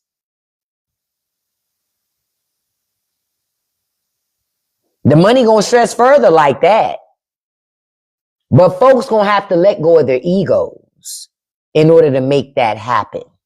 That's the catch. If you don't let go of your ego to make that shit happen, it's never gonna happen. Right. Build a family compound. Family compounds are cheaper for everybody. And that's just the truth. A family compound is cheaper than you trying to buy your own thing and you buy your own thing and you buy your own thing. It's just cheaper to work as a group.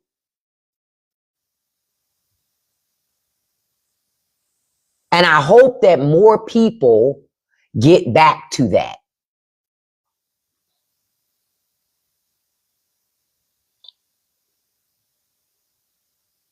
Because something got to give. You say, I was just telling my brothers, one go to school for HVAC, framing, foundation. Yep. Buy land, build property, and have your own.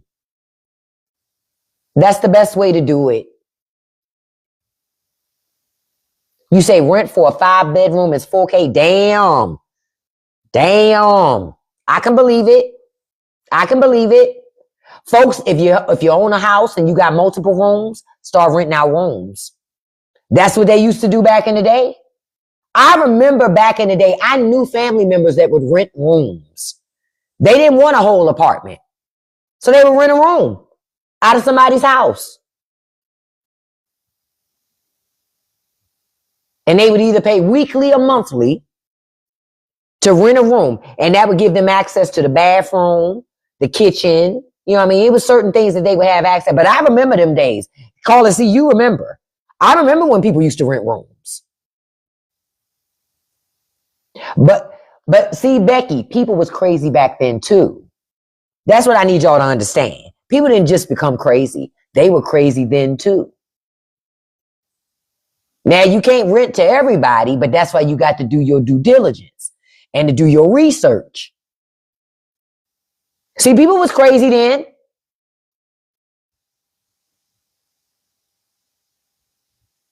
But folks also had instinct and street smarts and their gut.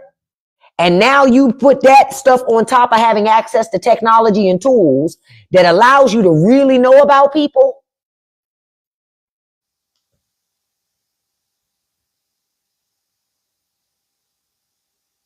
And see, Carla says she used to rent rooms to her children's friends. There's ways to do it.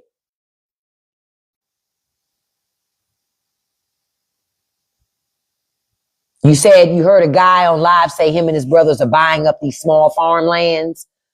Smart. Smart.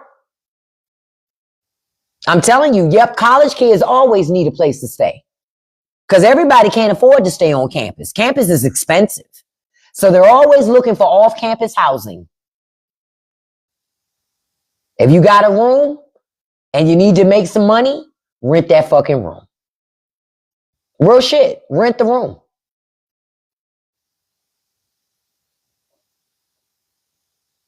You'd be a fool not to. Things have got to change. That's the bottom line. Stuff's got to change. Look, dearest Amanda said, had her brother-in-law living with her. But all of this, well, I got all these cars and we got all these homes. That shit, that the environment has started to change from that. The environment's starting to change from that. Just last night, I literally was on my computer looking at jobs.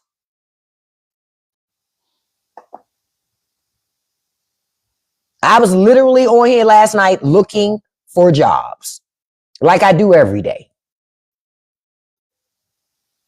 Every fucking day. And I'm telling you, this job market is funny acting right now. You could just see it. So now you got to find another way.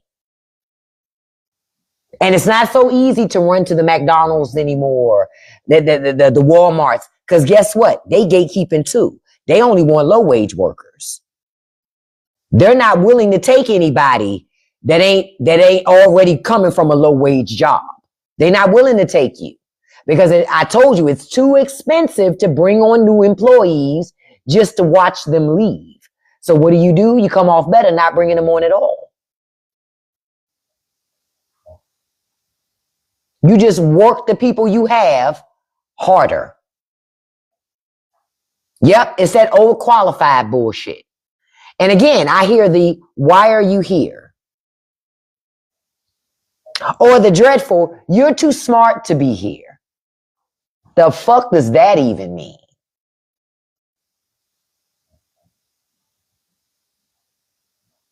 That's crazy when jobs say that shit. Like, hold on. So you only taking people you can exploit? I'm confused. Yeah. Yeah. And that's the truth. They love to exploit. They will exploit your ass something terrible if you let them. They honest when they say that shit. You're too smart for this.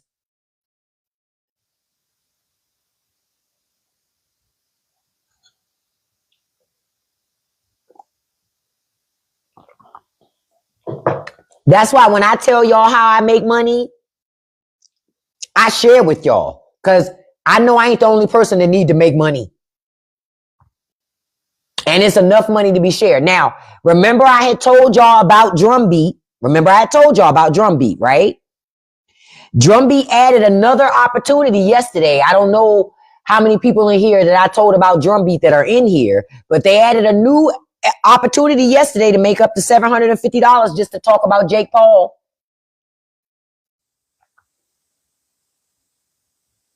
Just to talk about Jake Paul. So if you still have not gotten your ass on Drumbeat, get your asses on Drumbeat.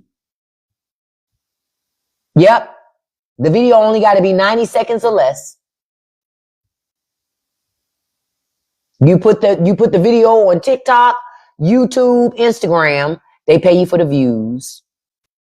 Yeah, that's the one that got beat up. And his brother came out and said, I don't agree with my brother.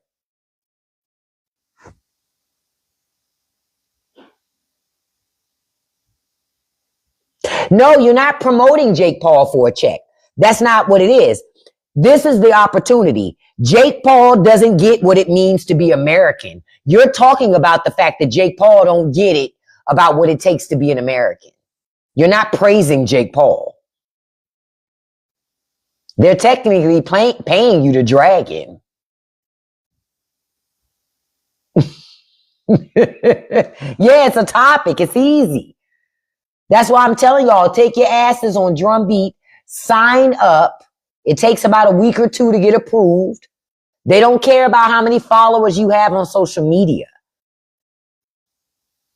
They just care about how many views you get on that topic. These are companies and nonprofits paying you to talk about certain things and to get accurate information out there. No problem, Ramon. No problem. Yep, it's an app. But you don't post the videos on that app. The app just tells you, listen, these are these opportunities. They get money from nonprofits and other corporations who want you to talk about things. Now, the things that I've seen it want people to talk about are things I want to talk about already. For example, one of the opportunities is, why is DHS quoting the Bible? DHS had put out some videos last year with Bible quotes in them. So they're asking, why is government doing that? They just want you to talk about it and they'll pay you. That's it. They pay you for the views. I've already made, look, I'll show you real quick. Look. And the people who've been coming to my lives and coming to my stuff already know. That's how much I've already made off of just submitting 13 videos. $1,034. That's it. I made more money with them and that's 2 weeks than I have on TikTok in 2 weeks. I'm not even in the TikTok Creative Awards program right now because I accidentally took myself out of there. So I'm not even getting paid for no videos on TikTok right now. I'm getting paid from Drumbeat and I'm getting paid from, I'm going to tell you another place to make real easy money. Facebook. Facebook pay you for views on Reels and Stories. Hold on. Can somebody put the Drumbeat thing in the chat? Because if I put it in there, it'll block the URL. TikTok's so funny acting. They don't want you to come off this app no matter what to look at nothing. But to those of you who I told about Drumbeat, can y'all put that URL in here for people? And it's also on my Patreon. You can go on my Patreon for free. Click the link in my profile. It'll take you to my website. And in my footer, it's a Patreon link. Click that Patreon and go over there. The Drumbeat stuff's over there too. You got accepted, Dre Day. Awesome. Make your content. There are 3 opportunities right now, Dre, with some money left in them. Right now. What do they say? 2 of them, the DHS one and the teenagers, they only got like 18% and 21% of money on the other one. The Jake Paul one got less than 50% of the money left. Folks is talking about that Jake Paul shit because they trying to get that shmoney. I love it because I'm gonna tell y'all some of the ones that I've done. That's why I like this, because they're also forcing people to talk about facts. They also want, like, say you say something in your video, they say you have to prove that it's true. You can't just say, they won't just pay you to say anything. Not these people. You have to prove that shit is true. Thank you, Anthony. Anthony put the URL right there in the chat. You have to, because they don't want you spreading misinformation. So that's another reason why I like this, because they don't want you spreading misinformation. Some of the ones, how much housing prices have risen, the housing costs, buy now, pay later loans, petflation, the new poverty line, streaming prices on the rise. That's the type of shit you talk about. Cancer research being defunded. So it's not bad things. It's good shit. But they're paying you nice money to talk about that shit. Take your ass on there and talk about those things. Okay? That's why I tell people about Drumbeat. Because I've been making money from it. And if I wasn't, I wouldn't have even shared it. But I'm sharing it because I have. So I'm not going to gatekeep. It's more than enough money for everybody. Go sign up and make money. People I've already told about it. Again, some of them are already in it now, and some of them have already started making money with it. If you got any questions about it, just let me know. And I'll answer it. Now, I'm going to give y'all a tip to help you get views on your videos. Look, Anthony said he already made $105.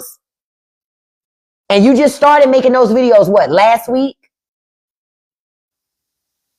Stop playing. No, you don't have to show your face. You can do whatever video format you want. That's the other thing they let you do. You're just sharing it on your social media. That's all. Y'all, it's not that deep. But I'm going to tell y'all how y'all get views. And Anthony said he just started last week. Listen, I'm going to tell you a way I help my videos get those views. Go to Creator Search Insights. For example, this Jake Paul thing. Go to Creator Search Insights and search on Jake Paul. See what search stuff come up. Find something that's trending and really popular. Make your video up under that, right? Still categorize your video the way you're supposed to, right? And then put your video out there. Because you made that video from Creator Search Insights, TikTok is going to extra promote that video because it was made with Creator Search Insights. That's why I say, and this company, Drumbeat, they pay you for views.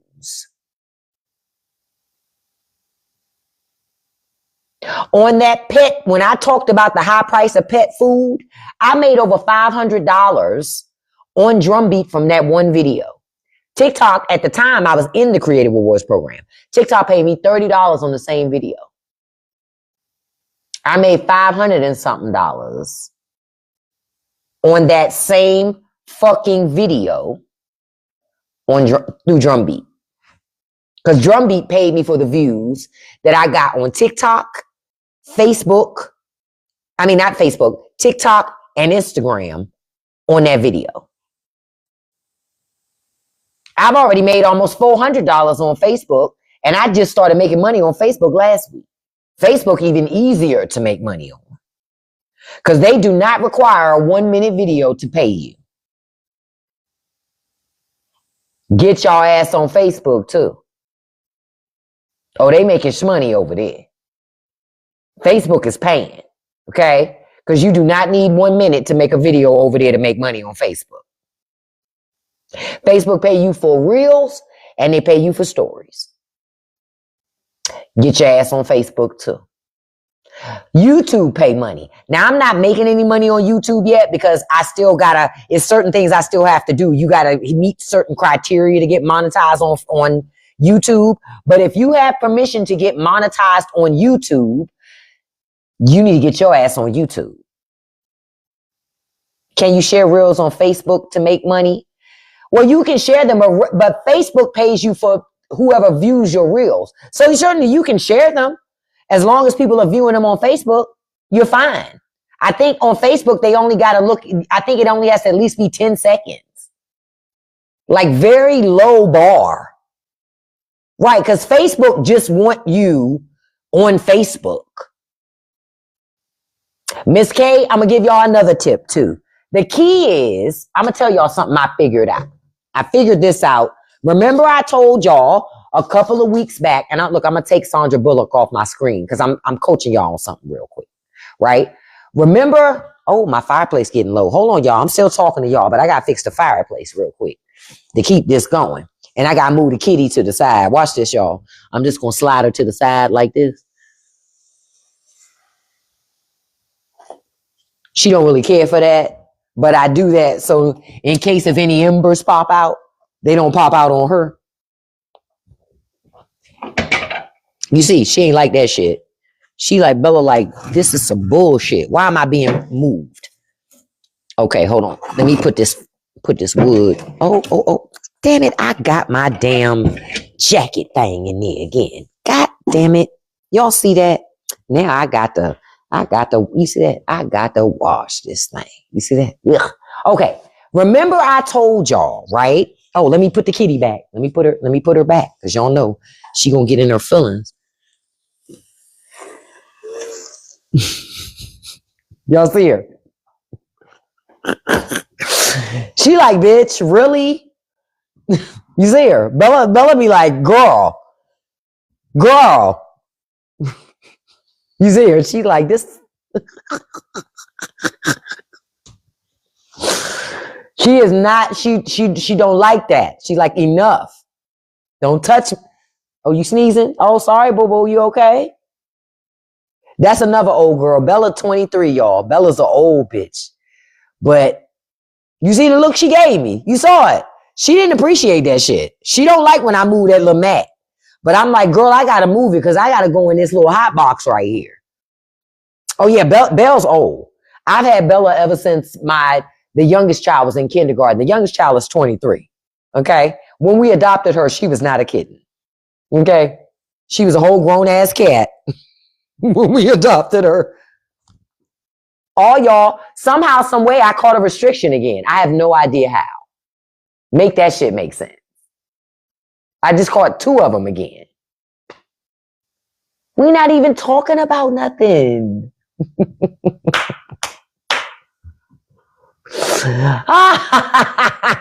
You gotta love TikTok. Okay, now, I'm gonna give y'all a tip on something to help y'all get more views. Y'all remember I told y'all that people remember how you make them feel, not always what you say? Remember I told y'all that? That's one of the things that allows Republicans to advance in the way they do. This is why I keep telling y'all, don't argue with them on facts. They don't give a fuck about facts. They chasing feelings, right? That's why I say that to y'all. Well, when you're making your content, you need to be mindful of that shit. That people get in their feelings before they even hear any facts. My content has a way of moving people. You okay, Heidi? Come here, Pooh. My content, come here, has a way of moving people emotionally. And not in a bad way. I'm not looking to trigger folks and shit like that, but get people to think. So you need to be thinking in the same way. Move people emotionally. So when you're going to talk about things, what's something that going to have an emotional reaction out of people? Meaning they like it or they hate it. Either way, it's a reaction. When you get engagement, when you get people sharing your videos, saving your video, TikTok's going to boost it. Not just TikTok, Facebook. I get more views on Facebook these days than I do on TikTok. Because the people on Facebook are even more emotional. Instagram, they really emotional. I don't make no money on Instagram, though. I still haven't figured that one out. If y'all do, let me know. Because I ain't figured that one out yet. Not Instagram. I put videos over there, but I have not figured out the monetization. Because I don't make no money on Instagram. I don't even know how people make money over there. I don't know. I don't understand. But my understanding is Snapchat pay the most money. But I've used Snapchat, but I don't really like it. And most of the content I see on Snapchat, I don't like anyway. It's trash. So I don't even understand how they making all that money over there. Because I don't even like the content I see on Snapchat. I don't want to see people jumping into a container of balloons. That shit is boring. Like, what? Why am I watching this? You know? Yeah. And that's another reason people, to your point, I am your baby, they make rage bait shit. Because they're trying to get an emotional reaction. Right? But let me tell you something. You can get emotional reactions out of people without rage baiting. I'm going to give y'all a great example. My video where I talked about Bad Bunny, I started it off saying, on Beyonce's internet, y'all mad about blah, blah, blah. Honey, people was triggered because the people who love Beyonce be like, yeah, it is Beyonce's internet. And the people who don't, they was all up in my comments. How dare you say Beyonce's internet? Okay. All I did was say a statement. The fact that you're triggered by that says a lot about you more than it says about me. You get where I'm coming from? They just lost their fucking minds. You got to use, you going, you stealing, you trying to steal? Come here, Heidi. What you trying to steal over there? Come here. You over there stealing something? But that's what y'all got to learn how to do. It's not, I'll give you another example of a video I had where I said, I started the video. Women need to just stop playing games and have babies for men. Then in that video, I went into how women, liberal women, aren't really having babies. It's called the hook. Hook their ass like a fucking fish. I be deep sea fishing at this motherfucker like, I got a big one. That's what you got to do. Think of it in that way. You trying to hook their ass. Think about when you're on your own timeline. When you're on your own timeline, you just scrolling your ass off. Scroll, scroll, scroll. Until you hit either somebody you like and you'll stop for a second and you'll watch because you like them anyway. Or, right? Or you see something or you hear something that makes you go, what the fuck? That's why you stop. Think about it. You got to use the same psychology for your own content. It's just psychology. Use it to your advantage. This is why when I put up videos, I'm thinking about the psychology of things. Oh, you listen, you know I love me some Pick Me Minaj. Nicki is easy views. Nicki Minaj is some of the easiest views you can get on social media. Why? I'm going to tell you why. A couple reasons why. Them fucking Nigerians are always going to pop up anytime you talk about Nicki Minaj. Bless you, Bella. They're going to always pop up when you talk about Pick Me Minaj. That's engagement. That's engagement. You can open a video talking about Pick Me Minaj. Great example. I got a video I'm going to put out today. I recorded it like 2 days ago.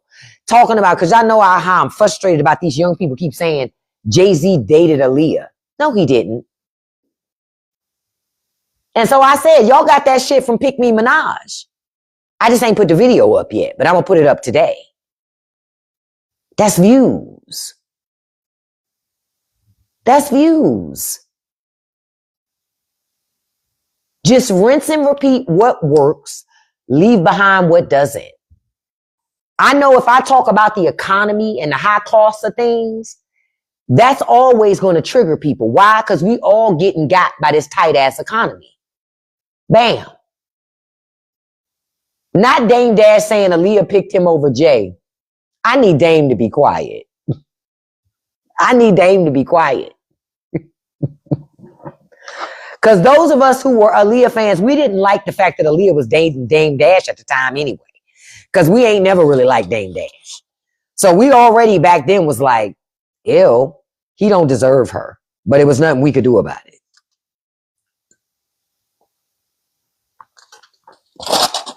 It was nothing we could do about it.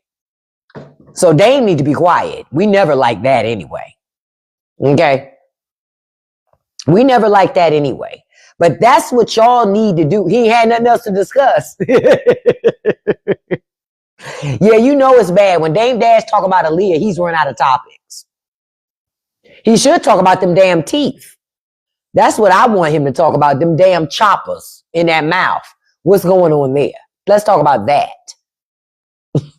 He want to talk about everything but that shit. Everything but that shit. That I want to hear about that. Them chompers. But yeah, that's what y'all do. Learn the art of that hook. Watch videos. Next time you run into a video that stops you in your track on your timeline, study that video and try to figure out why it stopped you. Why did you watch the whole thing? Why did you watch 10, 15, 20 seconds of it? Because there's a psychology. There's a science that they use to reel you into that fucking video. Either you felt seen and it was relatable, either it was funny to you, or it made you think, or it made you mad, it made you happy. You understand? But y'all gotta figure out what that is and duplicate that. They were saying Jay-Z didn't, they say anything. No, I don't even recall Jay-Z even wanting Aaliyah. I'm just keeping it a buck. I'm not implying that he didn't. I just don't recall this. I'm like, when did this happen? When? Because I don't remember none of this. At the time, Jay was in the streets. He was community eggplant. He didn't even have nobody he was claiming in public. I remember Jay-Z was community eggplant. It was nobody Jay claimed outwardly. Nobody. That's why when Jay-Z and Beyonce were dating and Beyonce showed up in his video with his chain on, we were like, hold up. Jay had never claimed nobody. And Beyonce had never claimed nobody. Hey, Shauna. We were all surprised, like, was that Beyonce? Remember, I got the hottest chick in the game wearing my chain. I remember that shit. Because I was like, how the fuck did Jay-Z pull Beyonce? That's why when everybody keeps saying that Jay-Z was chasing after, since when? Jay-Z was in the streets. What they say? For the streets. That's where he was.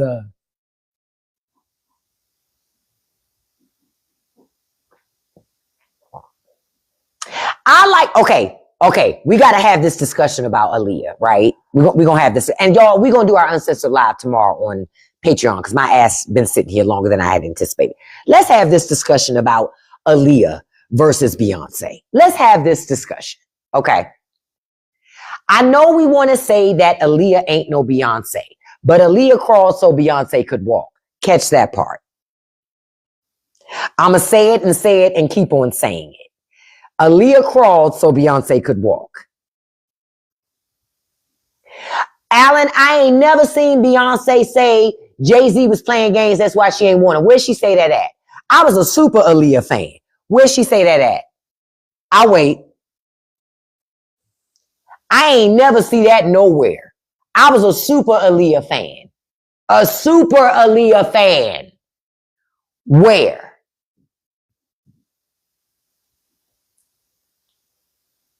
I never saw that.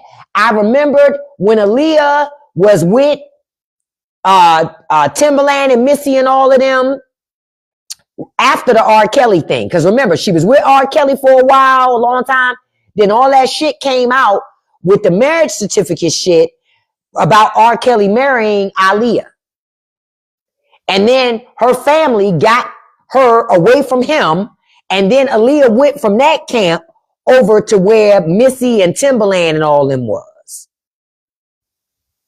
I remember right after she was with R. Kelly, she moved over to Missy and Timbo. And Missy and Timbo was hardcore about helping Aaliyah. Because they loved them some Aaliyah. All of them was like family. Aaliyah, Timberland, Genuine, all of them. Right, and Aaliyah was out before Destiny's Child, any of that shit. That's why I say Aaliyah crawled so Beyonce could walk. And I love me some Beyonce, don't get me wrong. But I'm just keeping it all the way a buck. Oh, Timberland was after Aaliyah. And maybe they confusing Timberland with Jay-Z. Because Timberland wanted Aaliyah, but Aaliyah didn't see Timbo like that. She saw him as a brother. She saw him as a brother, not as her man. But Timberland, if you listen to interviews now, Timberland talked about his love for Aaliyah, but she didn't love him like that. She loved him like a brother. She didn't want him as her man. I'm just telling you, I grew up those were times where I was hardcore into those things. And I remember, I'm an old school Aaliyah fan. I'm back when I'm sending you a 4-page letter and I enclose it with a kiss. Hey, and when I get down, know you better get it on time. Us old school ass Aaliyah fans, we know her back from then. Okay? We are old school Aaliyah fans. But I ain't gonna sit up here in front. I'm not gonna sit up here in front though. And ain't gonna tell no lies. Timberland was putting his foot in every fucking beat he did for Aaliyah. What? See, Aaliyah was Timberland's muse.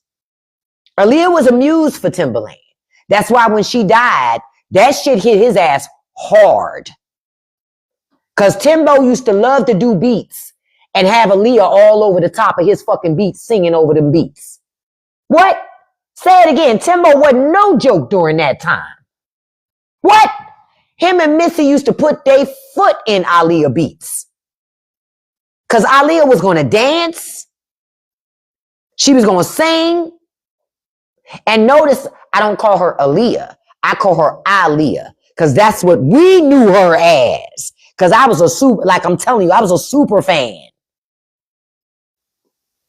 When that last album came out, that last Aaliyah album was a motherfucking classic.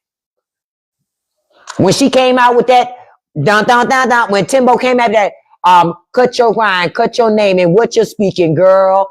Think you need some prayer. Better call a deacon, girl. That entire fucking album, Timbo put his foot in that shit. You heard me.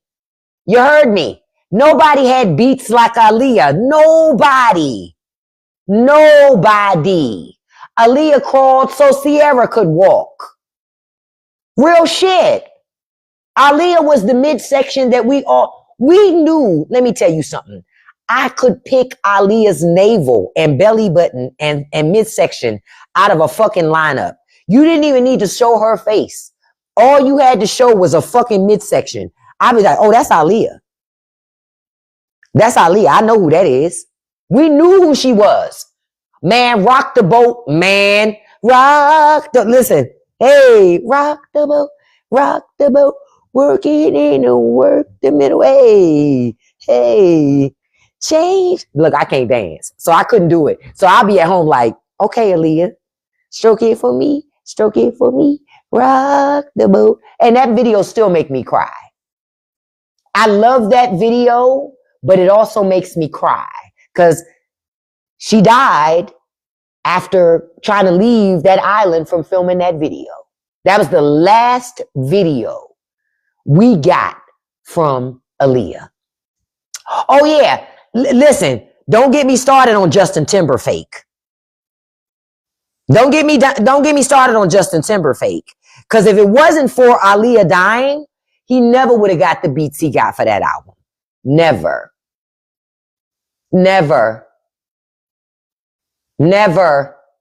Because them was Aaliyah beats. Bigly. That's why I loved when Nelly Furtado got with Timbo and them.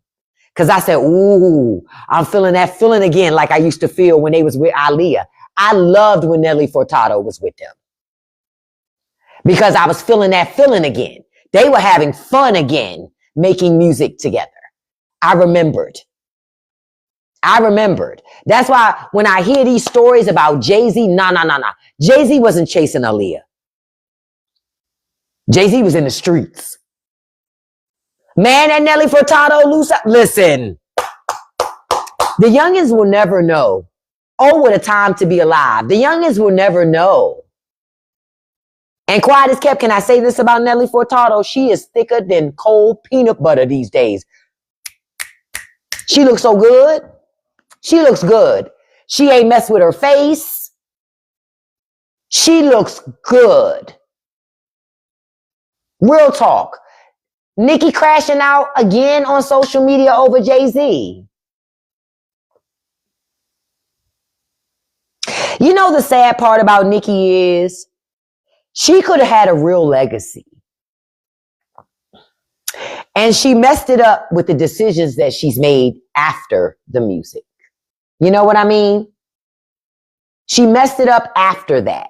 She allowed jealousy and narcissism and insecurity to creep in for her. Because ultimately, she could have had it could have been different for her. But that insecurity, basically, she destroyed her own career. Because I felt like even when Nicki was still making music and she was doing that mean girl shit, I said, she doing this all wrong. Like, for example, at the Super Bowl, when I was watching the Super Bowl and I'm looking at Bad Buddy's performance, right? And when he's on, and he's on that house, I go, was that Cardi I just saw? Nah, that wasn't Cardi. Did I just see Jessica Alba? Nah. Was that Pedro Pascal? Nah. Yeah, it was. Look at them supporting each other. Not needing to be the center of attention. Nicki would never do that. Because she ain't that type of chick.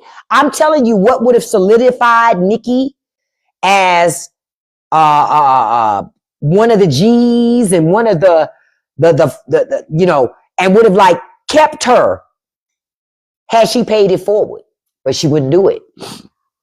She was too insecure to bring any other female rappers to the next level. She didn't want to do it. She wanted to be the only female rapper getting any traction, any attention, any awards, any accolades. That's insecurity. And that insecurity was what blocked her ability to keep growing. Listen, Shauna, no complaints out of me that there was no J-Lo on that Benito Bowl. Thank God. That's the last thing we needed. She was the only one for a while, but she wasn't. There were other rappers then too. If I'm not mistaken, wasn't Rhapsody around during that time? She just wasn't going to be out there with her cheeks hanging out, crawling on the ground and shit. That's the catch.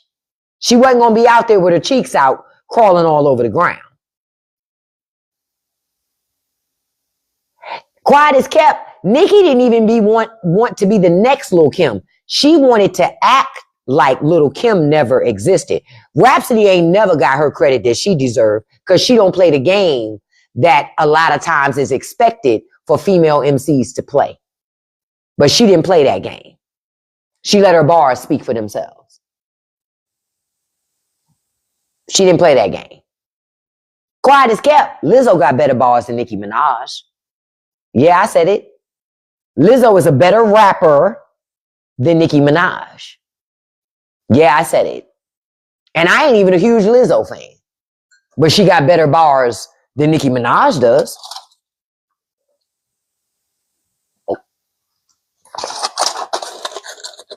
I just always felt like Nicki was more hype than substance.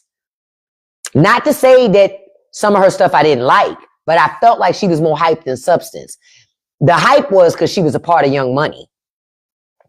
And at the time, Young Money had hit after hit after hit after hit. It really didn't matter who came out. Young Money was on a tear at that time. And a big part of it was because of Lil Wayne. A big part of it was because of Lil Wayne.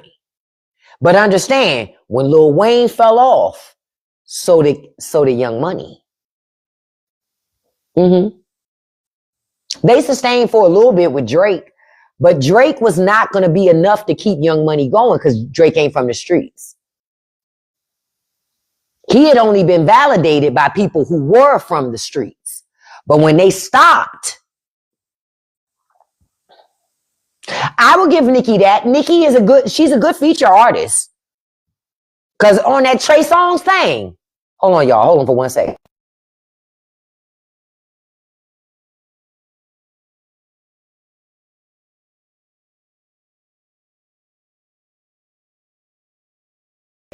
Sorry, you guys. I thought it was them, but no. Calling for more bullshit. Wayne is coming back slowly. I want Wayne to stay where he is, though. I want him to stay where he at. Juvenile, yes. Wayne, no. Wayne should just let us remember old Wayne. You know what I mean? Let it go, brother. Move on. Let it go, brother. Move on. Thank you so much, President Varda. I'm going through a hard time too, but sometimes you got to smile to keep from crying. Yeah, Wayne got to sit down. I don't want to see Wayne. Exactly. I used to love Hot Boys Wayne, but Hot Boys Wayne, remember, he was young. He couldn't cuss then. See, I remember when Lil Wayne just did hooks. That's what I remember. I remember Lil Wayne that just did hooks. But I ain't gonna lie though, them Carter albums was the business. I give Lil Wayne his props, but I also feel like that moment has passed. Yep, Wayne should let those Carter albums be his legacy and walk away. Walk away. Let it be because if the longer he sticks around, we just gonna see him nodding out, just like we see Baby doing. It's not worth it.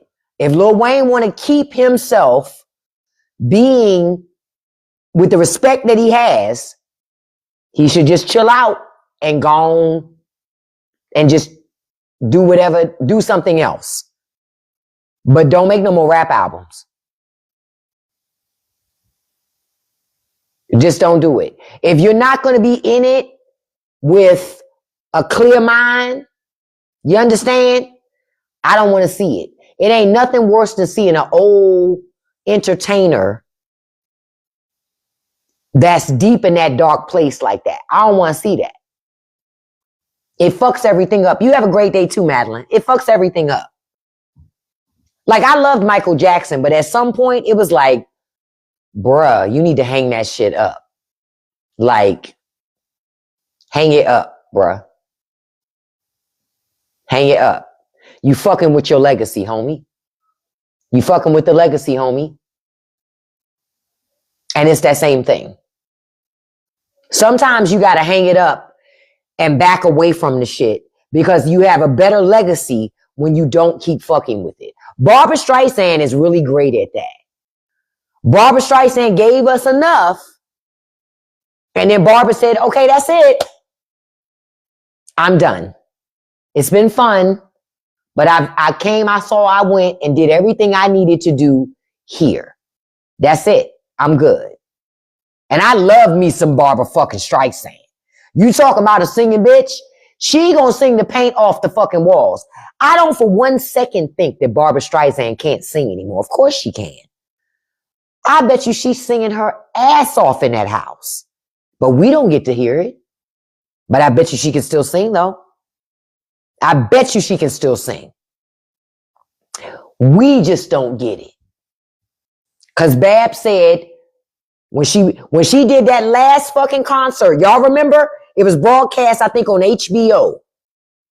This had to be like 20 years ago. It was a long time ago, but y'all remember. She did that fucking concert. That was it. And just like, and you always think they're gonna come back, Babs didn't come back. She said, no, bitch, I said I was done. And I meant it. I'm done. I don't owe y'all nothing else. Now, you see her acting movies here or there. She was in Meet the Fockers, you know, but she ain't sing. Babs said, no, ma'am, I'm good. Yes, I was trying not to say Whitney's name, but Whitney was getting to that dangerous territory too. Oh, Barbra Streisand could easily sell out a concert today if she wanted to. But Barbara don't on purpose. And I love that she doesn't. Now, I ain't gonna lie. I love that Celine Dion's voice is back. She gonna sing the paint off the fucking walls. But personally, I just love Celine Dion being on TikTok, doing whatever she want to do. Oh, I know, and I bet Bette Midler's voice is still delicious, but she ain't performing nowhere. She ain't performing nowhere, but that voice is still delicious, though. I love me some Bette Midler. I love me some Bette Midler, but Bette is keeping that voice to herself. Keeping it to herself. And I'm going to tell y'all need to brace yourselves because at some point, Beyonce going to pull out too. Yup. Beyonce let this woman been working all her fucking life. Y'all are coming up on your last Beyonce tour at some point. So for those of you who love Beyonce, you need to accept that at some point, Beyonce is going to stop too. Beyonce is not going to tour like she the fucking Rolling Stones. She's not going to do that. She's not going to do that. I don't think she is. I don't think so. I think at some point, Beyonce is going to say, that's it. Mary J. Blige will at some point too. Mary still tours because she likes it, but at some point, Mary going to stop too. Be right. Beyonce don't need the money, but it's for the love of the sport that is music. She loves making fucking music. She loves fucking touring. But at some point, Beyonce just gonna want to rest. Yep. And she's coming up on her 10th album. Time's running out, folks. Hold on for a second, you guys. Hold on.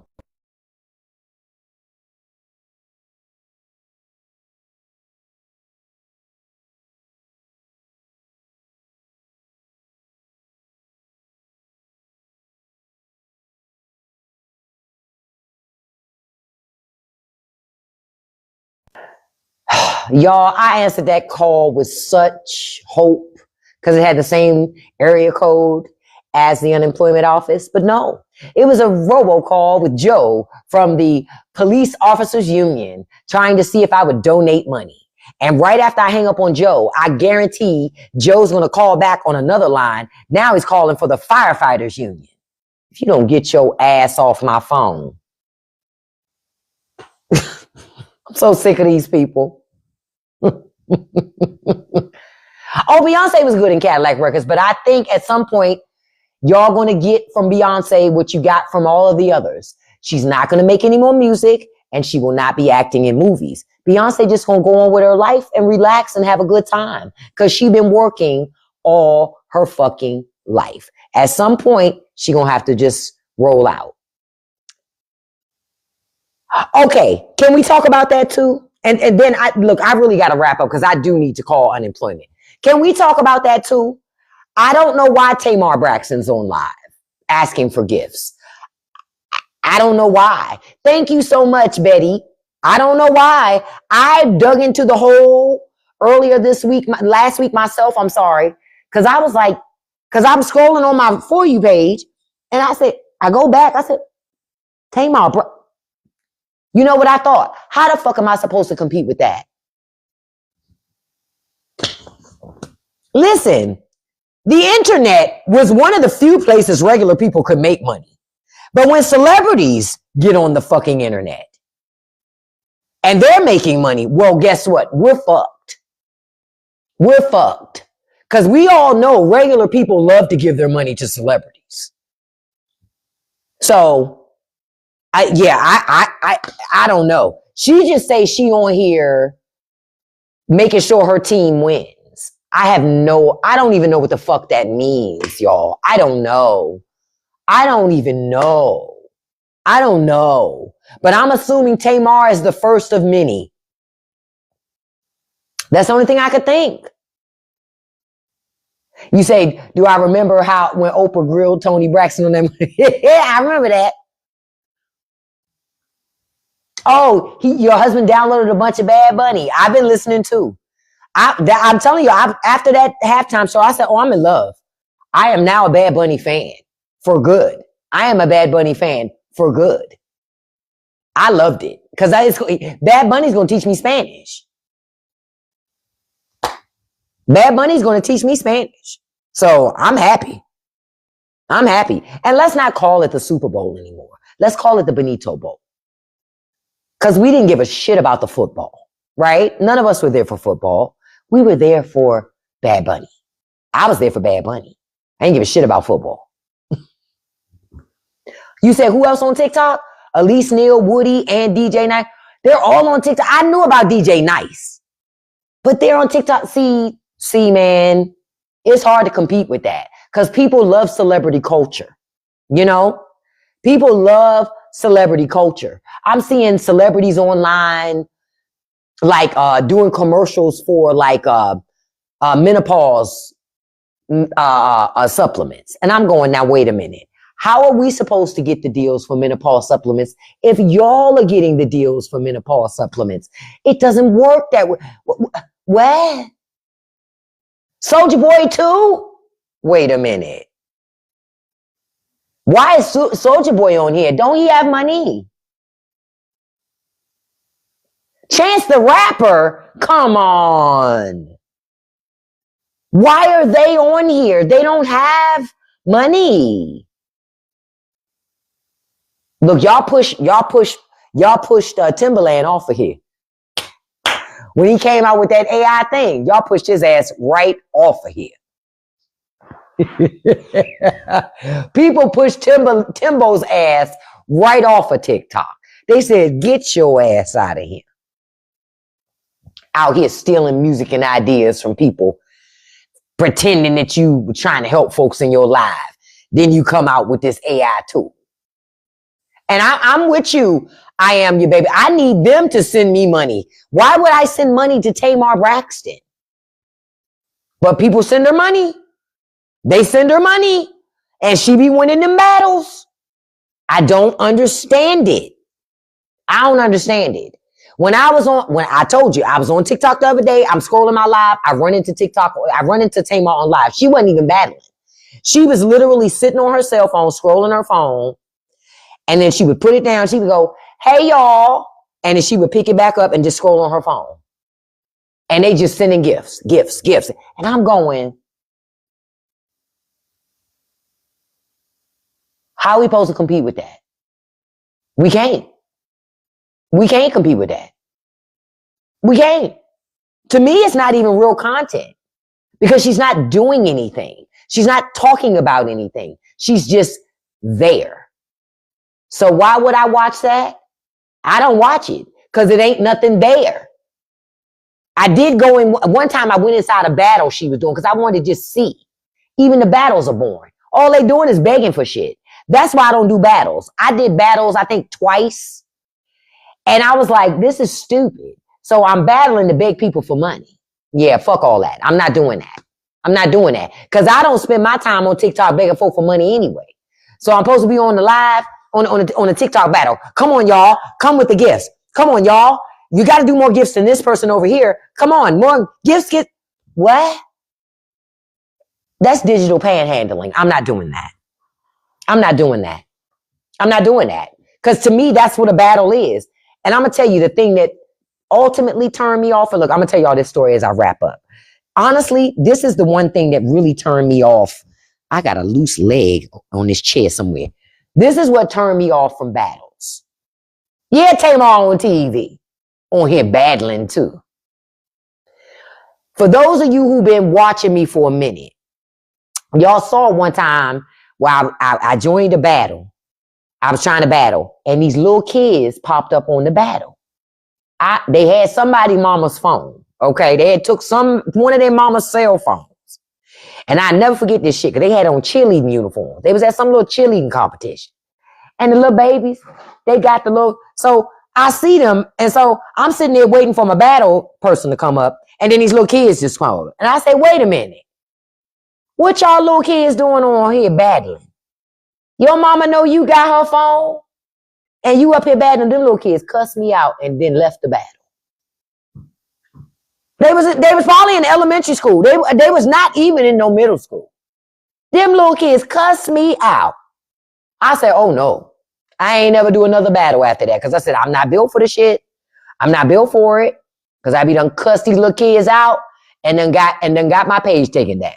So I ain't never battled no more after that. I said, fuck them kids. Fuck them kids. But I was in my feelings about that shit for a hot second. I was like, them little kids carried my ass on the fucking live, on the battle. And it was a group of them. It was at least 4 or 5 of them. So they had took somebody's phone. Because I was like, you should not be on here. Them little kids was like, oh, bitch, mind your business.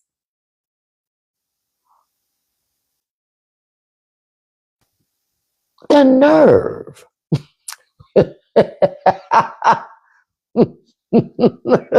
So I never did it again.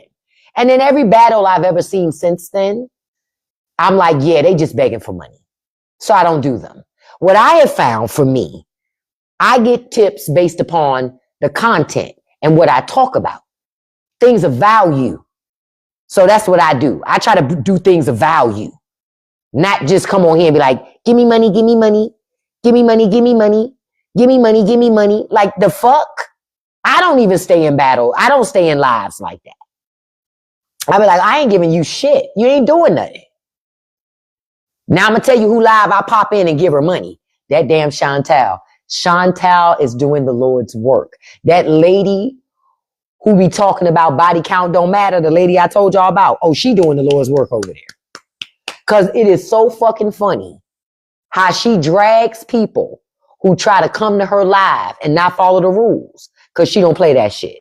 You follow the rules or conversation over. I give money to, because that's some good ass content and I want her to keep doing it. But most of the other stuff I see online, most of it, I'm not seeing anything that I want to give money to. Look her up, Chantal, Chantal. is some of the best shit you're going to see on TikTok. It's some good shit. I love it when she goes, can we start with this is a key? Can we both agree that this is a key? I love that shit. And as soon as somebody says, well, it might be a key, and she'll go, so you're saying this is not a key? Like, say we'll start off there. Can you agree this is a cell phone case? And the person will go, well, it might not be a case. So she'll say, so are you saying that it's possible that this case I have hanging here is not a case? And they'll say, yeah, it might not be a case. And she'll go, blocked. Listen, I don't talk to people who don't believe in facts. And me on the other side, laughing my ass off, tipping my ass off like this. I'm just tipping my ass off on the other side. That shit's hilarious to me. Watch her. If you've never watched Chantal, I'm telling you, it's going to be some of the best shit you've ever seen on TikTok. She don't curse. She don't yell. She don't scream. She don't have to. She has a very particular set of rules. You follow them or you catch Das boot. I love every minute of it. That's a woman of my own heart. That's a woman of my own. I love her. So watch Chantal today. Yep, that's how you spell it, Squirt. That's exactly how you spell her name. Watch her. She's so soft and firm, isn't she? Somebody just put her name in chat, Shauna. Squirt, just put her name in chat up there. But you will love watching her. Trust me. It is so many fragile men that want to come on her live and they can never take her off her game, ever. I want to be like Chantal. Just when I be about to do something raggedy online, I go, what would Chantal do? She would not do that. What would Shara do? Because y'all know Shara 7 don't do it either. She'd be like, block.